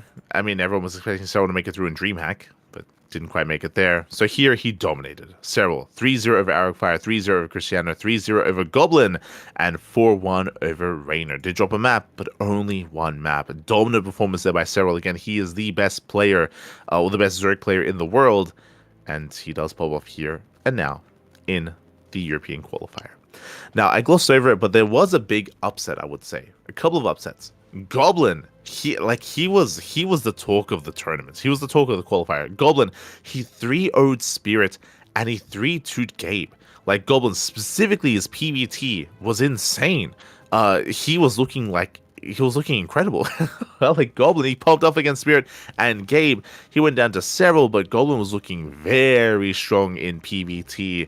Everyone was favoring Spirit, everyone was favoring Gabe, but Goblin says no. It was really, really impressive to see Goblin popping off. Likewise, he gets knocked down to lower brackets, and Goblin, he had a really close series against Lambo. Again, we did cover that, we covered all of Goblin's matches, to be honest. We did cover all the matches, and in the end, Goblin did take down Lambo 3-2. It was very close, very intense series, went the distance, of course, and I'll be honest, if Goblin faced off against Gabe in the next round, then I was favoring Goblin in the rematch, but Showtime popped off. Showtime, he 3-0'd Gabe. I was favoring Showtime there, but I was expecting more of a back and forth. Showtime popping off, does take down Gabe. He also looking dominant against Goblin, does take him down, and then we had a very close series. Raynor versus Showtime was so brutal. I remember because we were casting it, and Showtime was up 3-1. He was up 3-1. He needed one game. He needed one more game. And if you recall those matches, Showtime wasn't playing standard. He was not playing standard. He was going for some quirky builds. He was going for some offbeat Glavedet builds. And it was working. Like, he was shutting Raynor down with these, like, forged Twilight Council into, like, hidden Glavedets, into early Glaves, later Glaves. Like, Showtime was popping off, and he was catching Raynor off guard time and time again. I remember there was a break. After ley lines, and they took like 5 minutes, and Raynor, he needed some time to like get a breather and take a moment to himself. And coming into Tokamak, that's where Showtime started playing standard. And Showtime actually tweeted afterwards, and he explained that like halfway through the series he ran out of builds. He's like, I think he said specifically something along the lines of like halfway through the series I ran out of Protoss BS. Like, and I didn't know. I tried playing macro and I couldn't. Like, I tried playing standard against Raynor and I couldn't keep up with him. That's what happened. If you watch Tokamak and Persephone, Showtime was trying to play into the late game and Raynor shut him down. And then in the final game, Showtime went back to Glaive Adepts, but Raynor was playing safe. This time, Raynor was playing very, very safe on Incorporeal. And Showtime, if you remember, he committed to a bad shade. Like, he shaded the Glaive Adepts in. There was a full wall. He got surrounded. He lost everything. GG. Lost everything. GG. Well played. And then that was kind of the series there, then and there. But Showtime, he did tweet about it. He did tweet about it afterwards. So I do recommend checking out Showtime's Twitter for that, as he did post about it. And congratulations to Raynor. Congratulations to Raynor. Once again, the top players of this tournament were invited to the global qualifier. So Showtime makes it through into the global qualifier. Goblin makes it through. And then the winner of Gabe and Lambo. And in the end, Gabe did 3-0 Lambo. Gabe will be a part of the global qualifier as well. GG. And again, shout out to Goblin, because even though Goblin didn't qualify for EWC, like Goblin had a very strong performance, maybe the best performance of his career, to defeat Spirit, Gabe, and Lambo. Like Goblin did really well for himself, and I'm really happy for Goblin. Goblin, really proud of Goblin. I'm sure he's content and happy with his result as well, and we'll be seeing more of Goblin in the closed qualifier. And I don't know. I mean. There's going to be a lot of Korean talent, so I'm looking forward to see Goblin against like Byeon and against Gumiho and I want to see against against Byeon and Gumiho. I want to see him in his TVTs. I want to see how he performs there PVTs. So we'll see how he does against the Korean Terrans if he faces off against them. I'm sure he will. We'll see. But regardless, congratulations to Cyril and Rainer. We have no confirmed dates yet for the global qualifier, I don't believe. Likewise, we have yet to determine what's going to be happening with it as well in regards to Firefly. But for the time being, we do have Byeon, Gumiho, and Ryung from the Korean qualifier. We have Gabe, Goblin, and Showtime from the European qualifier. Estrella from the Americas, and Lancer from the Asia qualifier as well, at least currently. So that'll be soon TM. Again, I don't think we have any confirmed dates yet. Maybe we do. According to Wikipedia, it says June 21st. So if that's the case, it's going to be in 2 weeks. If that is the case. So do check out the global qualifier to confirm the final player to make it into the main event. I say that looks like top 2. Wait, no. Hold on. Is it top 4? Yeah, top 4 make it through into the main event play-in. Okay. Fair enough. So yeah, do check that out. Again, that's going to be in 2 weeks' time, so we'll keep you guys updated in regards to that. Again, that was all of last week, the EWC qualifiers. It was a very intense tournament, very intense qualifier. In the end, that leads us into our regular open tournaments. This week's Open Cups, I should say. Last week's. We had the Awardee TV Monday number 37. Looks like we weren't able to cover this last time, but we spoke about it, about how good Firefly is as a player, and Firefly did take down MaxPax in the finals. Again, it was a very intense finals. A lot of mind games did take part in this event. We had Firefly faking MaxPax out, faking all-ins, and out-macroing MaxPax, or committing to all-ins as well. MaxPax had a really hard time reading Firefly's play, and Firefly did defeat MaxPax. And again, this emphasizes like just how much of a shame it is in regards to the news surrounding surrounding Firefly, considering how good of a player he is. Like Maxpax, he is one of the best players in the world. He's the best Protoss in Europe, so to bring him down is no easy feat. And I mean, it's impressive, but also disappointing regarding Firefly and regarding everything surrounding that.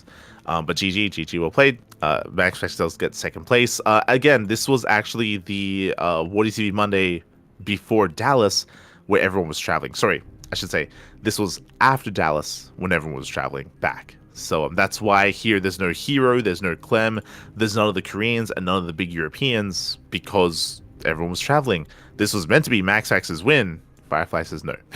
With everyone traveling, this was meant to be an easy win for Maxpax. It wasn't even in the finals as well, but even in the semis, Maxpax did struggle against Nice. So yeah, it did struggle quite a bit. That leads into the Big Sur Cup 33. Here, this is the first event with everyone returning from DreamHack Dallas, with everyone flying back. In the end, we had Byeon. Byeon was able to pop off, takes down Wayne, takes down Cham. Cham popped off himself. I don't want to gloss over it. Cham 2-1 Rogue. Cham, he took down Rogue in the ZVZ. That might bode well, by the way. Remember, Cham, he's in the ZVZ group of RSL. So if Cham can take down Rogue, Cham, he can pop off in that ZVZ group as well. But Cham, he does take a map off of Byeon, but Byeon will claim the series, and Byeon does win the entire tournament 3-2 over Clem. Very intense back and forth, but Byeon does claim the win. GG. GG well played. Does take it over Clem. That leads us into the Kirktown Chat Brawl number 5. This is more of like an impromptu tournament by Dave Testa. Shout out to Dave for hosting the event, of course. But here we had Eggs. We had Eggs taking down Inexorable 2-0, takes down Greeners 3-1 as well. Greeners took down Mute. Very impressive. Again, very much so an America's focused tournament with Latino America Canada, and the US of A as well. So really cool to see them all facing off. In the end, Eggs does claim the win. Eggs, he hasn't been too active recently, so great to see him popping off here as well. GG. Does claim the win over Greenert. That leads us into the Platinum StarCraft 2 League May. Again, remember, the Platinum Heroes, they have been now hosting regular monthly tournaments. They have been hosting regular monthly tournaments, and this time we do have the May edition. Here we did have Geralt. Geralt, he takes down Oriana, Nikic, and Art. Takes on Art 3-1 in the finals. Shout out to Rebellion for making the semis, Nikic as well. We have a lot of good representation here, but Geralt does claim the win. GG. GG well played. Again, this is an event restricted to those that are less than 3k on Illegal, and we checked that's basically like those under top 10. Like 3k is a pretty broad spectrum here, and it's just those that are below like the top 10 players in the world. So yeah, it's honestly a really competitive environment, really competitive kind of range of I guess I was gonna say MMR. I guess MMR on Illegal. But in the end, Geralt does win it. Congratulations. That leads us into the Kirktown Chat Brawl number 6. Once again, another impromptu tournament. And in the end, Greenert. So Greenert, this time playing Zerg, does win the entire tournament. This time, less competition. Like Greenert is a GM. Patches, I think, is as well. But the others are more Masters players. So this time it was a little bit more impromptu. Greenert does claim the win. Congratulations. Was there any money involved? $13. Lovely. Apparently the prize pool was 13 USD. Well played, Greenwich. Well played. What was the prize pool for the 5th one? Hold on. I kind of glossed over that. A little bit more here. Okay, quite a bit more. Okay, 30 USD for first place. But potentially nothing for this one. Hard to say. Limited information. SMH my head.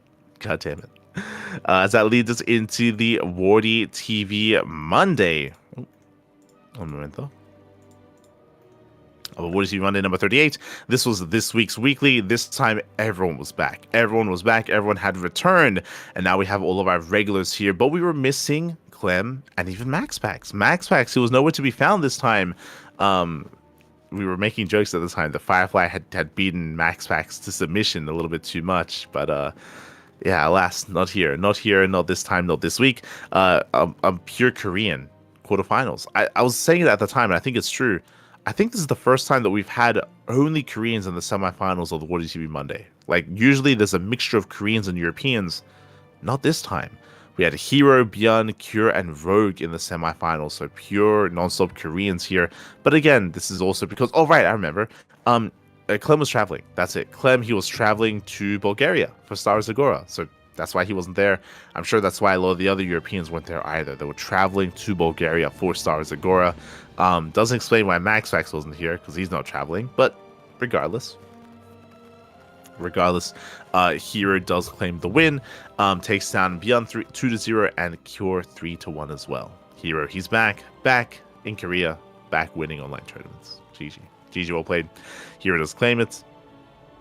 Shout out to Goblin once again taking down Jumi. Does fall to Cure in the quarterfinals.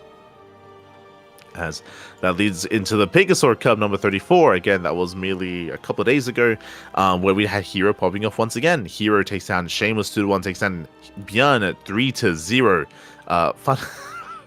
Fun fact. So, I don't know if you notice, Pegasaur Cup, usually it's best of 3 semifinals, but specifically for this week, they made an announcement saying, hey, if we get less signups, we'll do best of 5 semis. We'll do best of 5 semifinals if we get less signups. They didn't get less signups, by the way. But when we got to the semifinals, we were covering the upper semis. We were covering Hero versus Björn. And Hero, he won 2-0. And I was like, congratulations. Hero, he makes it through. He 2-0s Björn. And then they start up a lobby for game 3. It's like, guys, what's going on? Are we doing a best of 5? And both Hero and Björn were like, yes. I'm like, okay. I'm pretty sure we're not meant to do this, but they hosted Last Fantasy anyway, and they went for it. They went for it. In the end, GG well played. In the end, Hero did claim the win, 3-0 over Björn, but it was just a little bit awkward because they played a best of 5 and they didn't have to. It didn't change anything in the end, and the admins were fine with it in the end. But they even did it without without the organizer knowing. So I was like, God damn it, guys. So here he 3-0s Bjorn in an impromptu best of 5, and Max Pax does take down Scarlet 2-1. Scarlet had a really good showing, by the way. I don't want to gloss over it. Scarlet, she 2-0'd Cure, and she took a map off of Max Pax. Really impressive. Like that's a crazy result. Really impressive result there from Scarlet. Cure, he's in form right now. Max Pax also in form right now as well. So very impressive result there by Scarlet. Very impressive. And in the end, Hero takes out Max Pax 3-2, taking him down in a very close finals as well. Very close. Very intense. A lot of all-ins, actually. A lot of all-ins, a lot of short games, a lot of and some crazy comebacks as well. Like I do actually recommend checking out the VODs. Incorporeal, Max Pack should have won. Like Incorporeal was a crazy comeback from Hero, and just crazy games. GG, well played. Hero did claim it. That leads us into the Hub Cup number 8. Again, this was only a couple of days ago as well. Hub Cup has been a little bit more impromptu, a little bit more, but regardless, Bjorn he pops off, takes the win in the end, takes down Mixu 2-0, Beast 2-0, Shameless 3-1, and Nickrak 3-0 as well. Bjorn being the highest rated player stepping into the ring here. And we saw that Shameless was able to at least take a map, but Shameless the only player to really touch Bjorn here. GG will play Bjorn does claim it. That leads us into the GSL Season 2 qualifiers. Oh boy. Now again, the qualifiers, they were almost right after GSL Season 1. Like they were the same week, the weekend after GSL Season 1, bam, qualifiers. Crazy. So no room to breathe. What was also crazy about these qualifiers is that no one got seeded from Season 1. Hero and Cure had to make it through the qualifiers as well, even though they were top 2. I don't really know as to why they had to, but no one got seeded. No one got invited, so everyone had to play through the qualifiers once again. But this time, a lot of players that failed to qualify last time were able to make it through this time. A big reason for that, and if you noticed, this season, no foreigners. Rainer and Trigger, they were in Korea at the time for GSL Season 1, but GSL Season 2, they're not. Rainer, he is currently back in Italy, now traveling to Bulgaria. Trigger, same thing. He traveled back to the Americas for DreamHack Dallas, and he hasn't gone back to Korea, I'm pretty sure because of Stars Agora as well. So because of that, again, Trigger and Rainer, they're not here. That means there are more slots for the Koreans, for the Korean players. So with that, if you remember, who didn't make it last season? Creator, Zaun, Shin, Bunny. Those 4 did not make it, and Ryung. Those 5 did not make it into Season 1 of GSL. But who made it through this time? Hey, in the end, we did see Shin, right? Like, Shin did make it through. Likewise, Bunny made it through. Zaun made it through as well. Ryung, 2 seasons in a row, unfortunately didn't. Ryung, he's the only one, he's the only big notable that didn't quite make it through, unfortunately. SOS also didn't make it through either, and Nightmare didn't actually play. Nightmare, he didn't participate in these qualifiers. So that's the one player that we're missing. Nightmare didn't participate, but SOS failed to qualify, Ryung failed to qualify, but instead, likewise, Trigger and Rainer they weren't in Korea, so instead, bam, we got Zaun, we got Bunny, we got Shin. They didn't make it through. So congratulations. So with that, they're able to be a part of this season of GSL. Meanwhile, Hero, Maru, Rogue, and Classic, they get insta-seeded into Group Stage 2, thanks to the initial rounds here. And I would say there was a bit of an upset. Where was it? Just to bring up any notable results. There was a DRG series that was crazy. What am I thinking of? There we go. If you go to the qualifiers, Group C, Dongray Gu, he is kind of retired. DRG, he played in GSL Season 1 qualifiers, and he played here in the Season 2 qualifiers, but DRG, he hasn't been playing in anything else. He played in the Soup Show match 2 weeks ago, but outside of that, DRG, he's not playing in Woody TV Mondays, he's not playing in KSL, he's not playing in Pigastore Mondays, he's not playing in anything else except for these qualifiers. He's like Bly, right? He's like Bly who shows up for the qualifiers, and that's it. Despite that, he 2-1 Cure. If you look at the qualifier, Cure, he's the runner-up. He is last season's run, and he went to the ace match in the qual. There's a world where Cure fails to qualify for GSL and DRG qualifies instead this season. Like that, like we were close to being that in that reality. Like that's crazy. It's a crazy result. And again, DRG, he almost did make it through. So really impressive considering that DRG doesn't play much anymore, right? Like DRG doesn't practice much. He's not an active player anymore, at least not like he once was. So really impressive play there by DRG. Didn't make it through, but he put up a fight. He threatened Cure, definitely. Did threaten him and did take a series of him as well. That leads us into the GSL Season 2 main events, and the Group Stage 1 did conclude. We just covered that this week, a couple of days ago. We did cover this group, or these groups, and we had some very intense results coming in. First things first, we spoke about it. Zan failed to qualify for GSL Season 1. He makes it into GSL Season 2, and Zan, he's part of the reason why Cure is already out. Remember, Cure, he is the runner-up. He is second place from Season 1, and he is out of the tournament already. He's out of Season 2 after the first round. Crazy upset. So Cure is out thanks to everyone involved, thanks to Zan and of course Solar as well, or sorry, Zan and Creator I should say. As Zan and Creator, they're able to pop off. They did pop off. Again, Creator, he barely did not qualify over Zan. So then Solar and Zan, they make it out of Group A. Meanwhile, we have Group B, the TBT group. Shin, surrounded by Terran, had a hard time. He was surrounded by Terran and he was not able to make it through. They were able to bring him down. Gumiho flexing his mech, Byun flexing a bit of mech and also his bio as well, and Shin failed to make it out of the group. Likewise, we spoke about how Gumiho has some killer TBT. Bunny, he was popping off.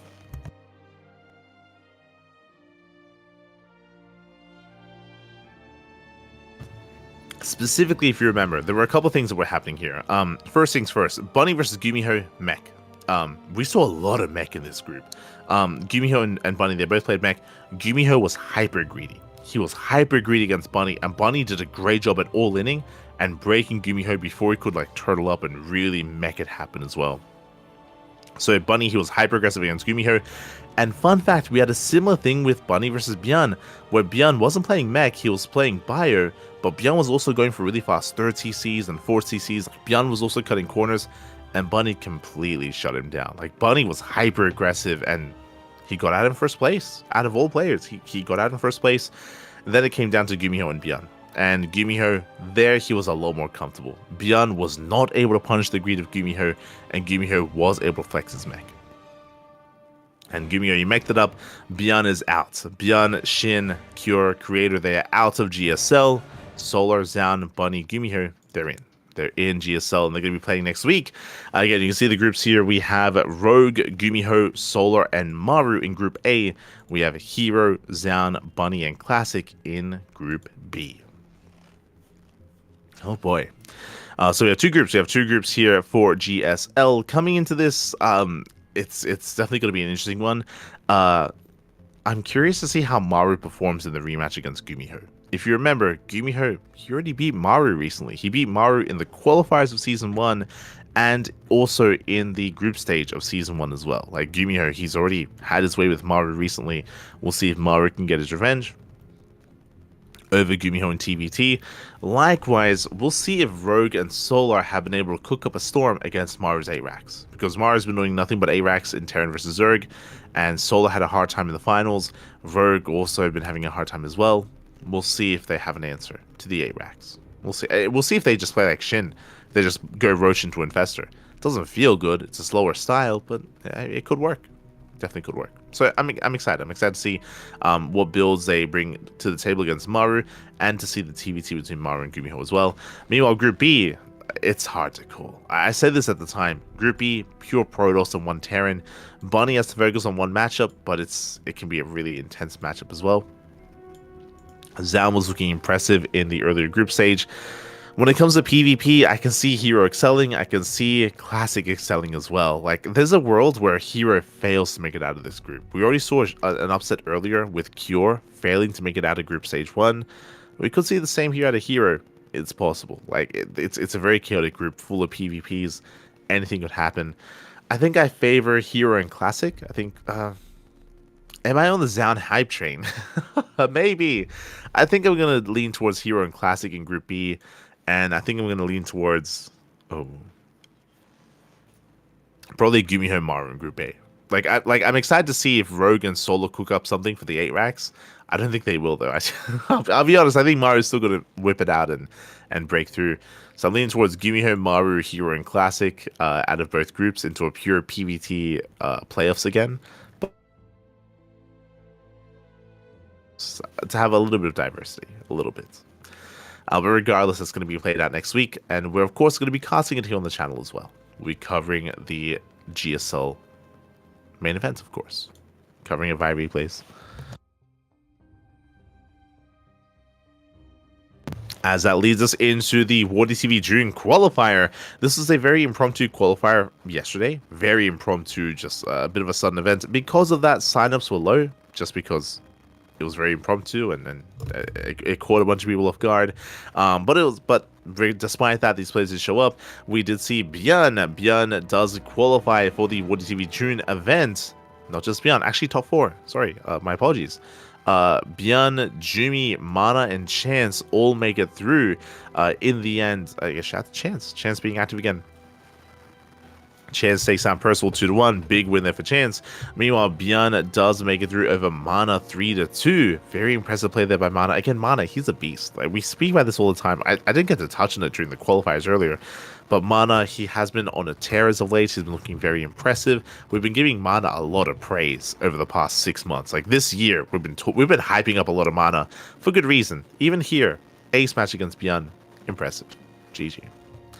GG well played, and that will eventually lead into the Wardy TV June main event, which we do have some invited players, but not confirmed. So it looks like 12 players are going to be invited, but there's no confirmation as to exactly who's going to be a part of it. So soon TM will have the updated names for the main event, and it is a bit of a shame, but Chance, I spoke about how he's been popping off, but he hasn't really been too active, and looks like we have confirmation. Chance, he forfeited his spots. That is a shame. It is a shame, but Chance looks like he has forfeited his spot in the Wardy event, but again, I'm sure will be replaced by a sole player as well. So best of luck to all those involved, and hopefully we get to see some nice invites and a nice spread of Europeans and Americans and Koreans as well. We'll see who Wardy does decide to invite and who gets involved. So we'll keep you guys updated. And that leads us into the final update here of the week. That leads us into the Belém Gem Stars Agora, the next big offline tournament that is currently being broadcasted, by the way. We will not be covering it on this channel, as they do not have it open to co-streamers or community casters. So they have their own coverage, they have their own casters. They have Behemoth and Rotterdam that are going to be casting alongside Exalted,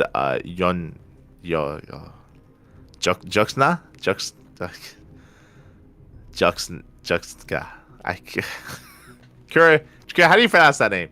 How do you pronounce that? Hold on, let me see. What is the name? In between Beowulf and Rotterdam. Commentators. No idea. How do you pronounce that name? Yonka, there you go. I decided. Yonka? You just skipped the X? I decided the X is silent. You just skipped the X? Yeah, the X is silent. The capital X, the big X in the middle of the name is silent. Okay. Yep. Okay. Okay. My brain is still trying to wrap my head around how to pronounce that. Yuxnga. Regardless, again, they're going to be covering the events. There's some other language commentators as well.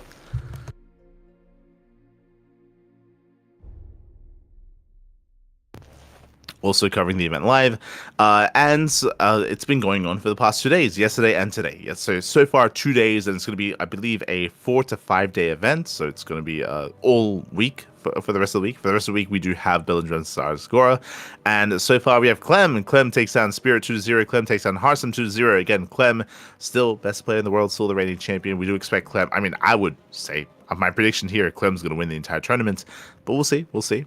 As Raynor takes down Future 2-0 and Skills 2-0, and that's going to be a spicy series. Clem versus Raynor, that is going to be a banger. I would say that Raynor probably has the best matchup against Clem. I mean, we can refer to Shin now, I suppose, but I do think that Raynor has a really good style against Clem. I think that Raynor in recent times has been looking more impressive to me against Clem than Cyril. But I also didn't get to see Clem versus Cyril at Pigsty Festival, so I have limited knowledge to go off of. So maybe because I haven't seen their recent forays of Cyril versus Clem, like maybe Cyril has adjusted a little bit and has been more active. So I look forward to it. I do look forward to seeing how they do face off against each other. Best of luck. Zhang takes down Cristiano 2-0 and Ryung 2-0. Cyril takes down Lambo 2-1. Showtime takes down Young Jakob 2-0 as well. A lot of 2-0s, but a shout to Lambo. Lambo, he was able to cook. He was able to take a game off of Cyril. We spoke about this earlier, but Cyril's weakest matchup is ZVZ. That is where he's the most vulnerable, and Lambo able to get a win there as well. Impressive stuff there by Lambo. Again, the event is still progressing. This it looks like we still haven't actually covered any elimination matches, so no one is out of the tournament yet. But I guess because we have a little bit of time here, what are our predictions coming into this? I said it before. I mean, I still rate Clem very highly. I still consider him to be the best player in the world and that he would win the entire tournament. But there are players here that can threaten him. Players like Rainer, players like Cyril, players like Showtime, Zhang. They can threaten Clem for sure. So best of luck to all the players involved. I hope that they're able to put on a good showing. That's all I want, Papi. Best of luck. The head says Clem. The heart says Zhang. Like, I would love to see Zhang win this, but I do think that his weakest matchup is PVC. I'll be honest. I do think his weakest matchup is against Zerg. So we'll see how he fares against Cyril and Rainer. Likewise, again, I could also see Rainer popping off as well, depending on his form, of course. Depending on his form, I can see him bringing down Clem, but we'll see. Best of luck to all the players involved.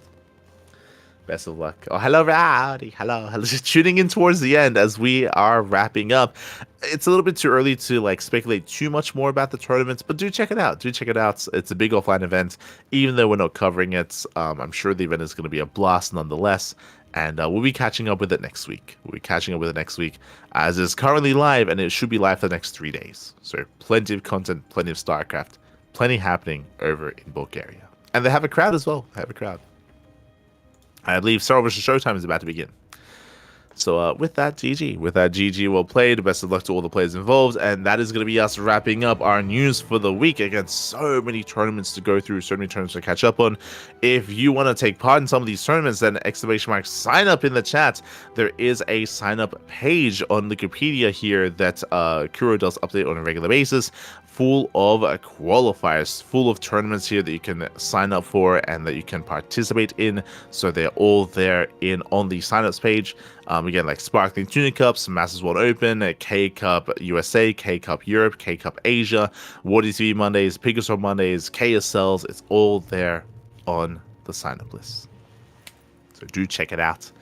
It's all there. Likewise, if you want to support us, if you want to support our tournaments like Sparkling Tuna Cup, I should also mention that as well. Sparkling Tuna Cup was postponed because of the EWC qualifiers and because of DreamHack. There's just been a lot of events going on, so we haven't been able to host our own tournaments, but that changes this weekend. MSO is back. Sparkling Tuna Cup is back. They've all returned. If you want to support us, you can do so via Patreon.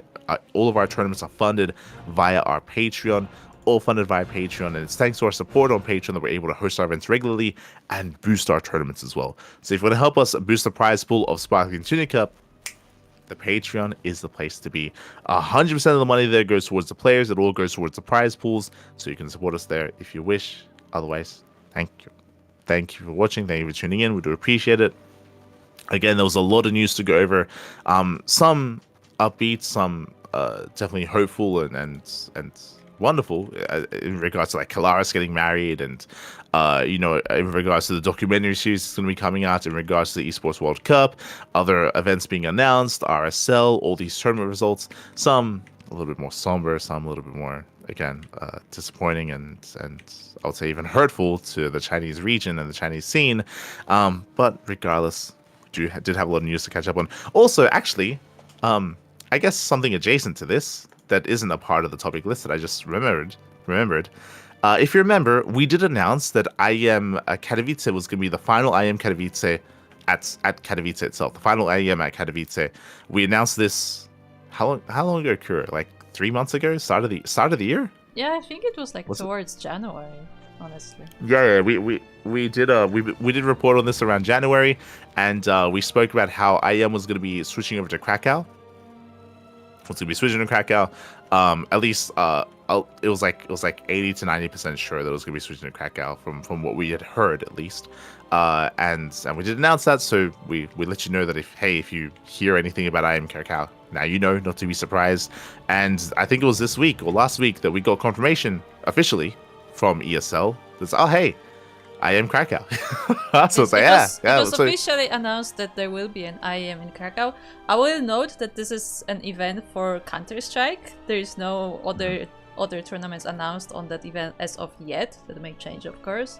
But there is an IM Krakow. However, I will say that Carmack has also tweeted that they have other plans for Katowice, but there's no saying what those plans are. Yeah, again, I think we spoke about it at the time that it was a shame that they had built up Katowice and built up Spodek over the years, and it would be a shame if they never did anything with Katowice again. As you said, they might do something in the future, maybe.